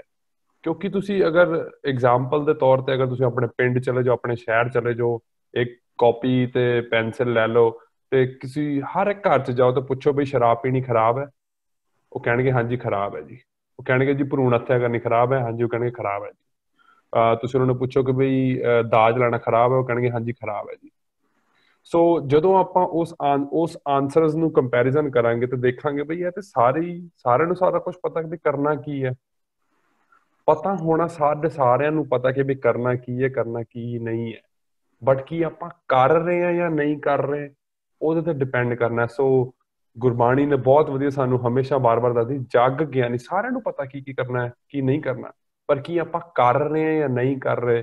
ਤੇ ਗੁਰੂ ਸਾਹਿਬ ਨਾਲ ਦੇ ਨਾਲ ਕਹਿੰਦੇ ਬਈ ਵਿਰਲਾ ਹੀ ਆਚਾਰੀ, ਕੋਈ ਵਿਰਲਾ ਆਚਾਰੀ ਹੈ ਜੋ ਕਿ ਆਪਣੇ ਆਚਾਰ ਚ ਮਤਲਬ ਹੈ ਕਿ ਪ੍ਰੈਕਟੀਕੈਲਿਟੀ ਤੇ ਆਪਣੀ ਜ਼ਿੰਦਗੀ ਵੀ ਐਵੇਂ ਜੀਂਦਾ। ਸੋ ਆਪਾਂ ਉਹਨੂੰ ਪ੍ਰੈਕਟੀਕੈਲਿਟੀ ਚ ਲਿਆਉਣ ਦੀ ਕੋਸ਼ਿਸ਼ ਕਰੀਏ ਤਾਂ ਹੀ ਸਾਡੀ ਜ਼ਿੰਦਗੀ ਬਦਲ ਪਾਏਗੀ, ਤਾਂ ਹੀ ਆਪਾਂ ਉਹ ਜਿਹੜੀ ਵਧੀਆ ਜ਼ਿੰਦਗੀ ਜੀ ਸਕਾਂਗੇ। ਸੋ ਉਹਨੂੰ ਪ੍ਰੈਕਟੀਕੈਲਿਟੀ ਚ ਲਿਆਣਾ ਹੀ ਉਹਨੂੰ ਸਮਝ ਲਓ ਚਾਬੀ ਹੈ ਜਾਂ ਕੀ ਹੈ ਜ਼ਿੰਦਗੀ ਵਧੀਆ ਜੀਣ ਦੀ। ਸੋ ਮੈਂ ਆਸ ਕਰਦਾ ਕਿ ਆਪਾਂ ਉਹਨੂੰ ਪ੍ਰੈਕਟੀਕੈਲਿਟੀ ਚ ਲਿਆਈਏ ਤੇ ਮੈਸੇजेस ਤੇ ਆਪਾਂ ਬਹੁਤ ਵਧੀਆ ਸਾਰੇ ਕਰ ਲੈਂਦੇ ਹਾਂ, ਕੋਈ ਸ਼ੱਕ ਨਹੀਂ ਹੈਗਾ, ਪਰ ਆਪਾਂ ਨੂੰ ਪ੍ਰੈਕਟੀਕੈਲਿਟੀ ਚ ਲੈਣਾ ਪੈਣਾ ਆਪਣੀ ਵਧੀਆ ਜ਼ਿੰਦਗੀ ਜੀਣ ਵਾਸਤੇ। ਜੀ ਵਾਹਿਗੁਰੂ ਜੀ ਕਾ ਖਾਲਸਾ, ਵਾਹਿਗੁਰੂ ਜੀ ਕੀ ਫਤਿਹ। ਬਿਲਕੁਲ ਜੀ, ਅਸੀਂ ਜਿਹੜੀ ਰੋਜ਼ ਗੱਲ ਕਰਦੇ ਹਾਂ, ਸਰ ਨੇ ਵੀ ਸੇਮ ਗੱਲ ਕੀਤੀ ਕਿ ਅਸੀਂ ਸਿੱਖ ਬਹੁਤ ਰਹੇ ਹਾਂ। ਜਦ ਤੱਕ ਅਸੀਂ ਆਪਣੀ ਲਾਈਫ ਤੇ ਅਪਲਾਈ ਨਹੀਂ ਕਰਾਂਗੇ ਤਦ ਤੱਕ ਇਸ ਸਿੱਖੇ ਦਾ ਕੋਈ ਫਾਇਦਾ ਨਹੀਂ ਹੋਏਗਾ। ਸੋ ਕਿਸੇ ਨੇ ਇੱਕ ਰਵਨੀਤ ਕੌਰ ਜੀ, ਨਿਮਰਤ ਜੋਤ ਕੌਰ 14823 14822, ਇਹਨਾਂ ਨੇ ਬੜਾ ਵਧੀਆ ਇੱਕ ਜਿਹੜਾ ਥਾਟ ਲਿਖ ਕੇ ਭੇਜਿਆ, ਲਾਸਟ ਪੜ੍ਹ ਰਹੀ ਹਾਂ ਜੀ। ਅਸੀਂ ਬਾਰ-ਬਾਰ ਕਿਸਮਤ ਦੀ ਗੱਲ ਕਰ ਰਹੇ ਸੀ। Gurbani is the master key which open all the locks of life.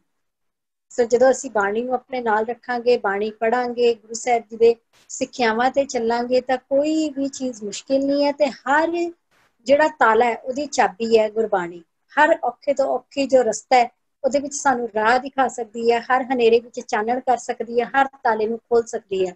ਸੋ ਜ਼ਰੂਰ ਬਾਣੀ ਨੂੰ ਆਪਣੀ ਜ਼ਿੰਦਗੀ ਦਾ ਆਧਾਰ ਬਣਾਈਏ। ਆਪਣੀ ਲਾਈਫ ਦੇ ਵਿੱਚ ਜੋ ਮਰਜ਼ੀ ਹੋ ਜਾਵੇ, ਅਸੀਂ ਨਿਤਨੇਮ ਨਹੀਂ ਖੁੰਝਾਣਾ। ਜੇ ਅਸੀਂ ਹਮੇਸ਼ਾ ਰੋਜ਼ ਹੀ ਆਪਣੇ ਦਿਨ ਦੀ ਸ਼ੁਰੂਆਤ ਨਿਤਨੇਮ ਤੋਂ ਕਰਾਂਗੇ, ਸ਼ਾਮ ਨੂੰ ਰਹਿਰਾਸ ਸਾਹਿਬ ਦਾ ਪਾਠ ਕਰਨਾ ਹੀ ਕਰਨਾ, ਰਾਤ ਨੂੰ ਸੋਲਾ ਸਾਹਿਬ ਕਰਨਾ ਹੀ ਕਰਨਾ ਹੈ। ਜਦੋਂ ਅਸੀਂ ਇਹਨੂੰ ਆਪਣਾ ਡਿਸਿਪਲਿਨ ਬਣਾ ਕੇ ਮਿਹਨਤ ਕਰਾਂਗੇ, ਨਾਲ ਬਾਣੀ ਨੂੰ ਆਪਣਾ ਡਿਸਿਪਲਿਨ ਬਣਾਵਾਂਗੇ, ਨਾਲ ਆਪਣਾ ਟਾਈਮ ਟੇਬਲ ਬਣਾ ਕੇ ਮਿਹਨਤ ਕਰਾਂਗੇ, ਜ਼ਰੂਰ ਗੁਰੂ ਸਾਹਿਬ ਜੀ ਸਾਡੇ ਤੇ ਕਿਰਪਾ ਕਰਨਗੇ। ਫਿਰ ਸਾਨੂੰ ਆਪਣੇ ਏਮ ਤੇ ਪਹੁੰਚਣ ਤੋਂ ਕੋਈ ਵੀ ਨਹੀਂ ਰੋਕ ਸਕਦਾ। ਸੋ ਮੈਂ ਸਰ ਦਾ ਬਹੁਤ-ਬਹੁਤ ਧੰਨਵਾਦ ਕਰਦੀ ਹਾਂ। ਔਰ ਬਹੁਤ ਸਾਰੇ ਬੱਚੇ ਮੈਸੇजेस ਵਿੱਚ ਵੀਰ ਜੀ ਦਾ ਧੰਨਵਾਦ ਲਿਖ ਰਹੇ ਨੇ। ਅਸੀਂ ਕੁਝ ਜਿਹੜੇ ਮੈਸੇजेस ਨੇ ਉਹ ਜ਼ਰੂਰ ਸਰ ਤੱਕ ਪਹੁੰਚਦੇ ਵੀ ਕਰਾਂਗੇ ਜੀ। ਸੋ ਬਹੁਤ-ਬਹੁਤ ਧੰਨਵਾਦ ਜੀ। ਆਸ ਕਰਦੇ ਹਾਂ ਅੱਗੇ ਤੋਂ ਵੀ ਆਪ ਜੀ ਜ਼ਰੂਰ ਬੱਚਿਆਂ ਨੂੰ ਉਤਸ਼ਾਹਿਤ ਕਰਦੇ ਰਹੋਗੇ।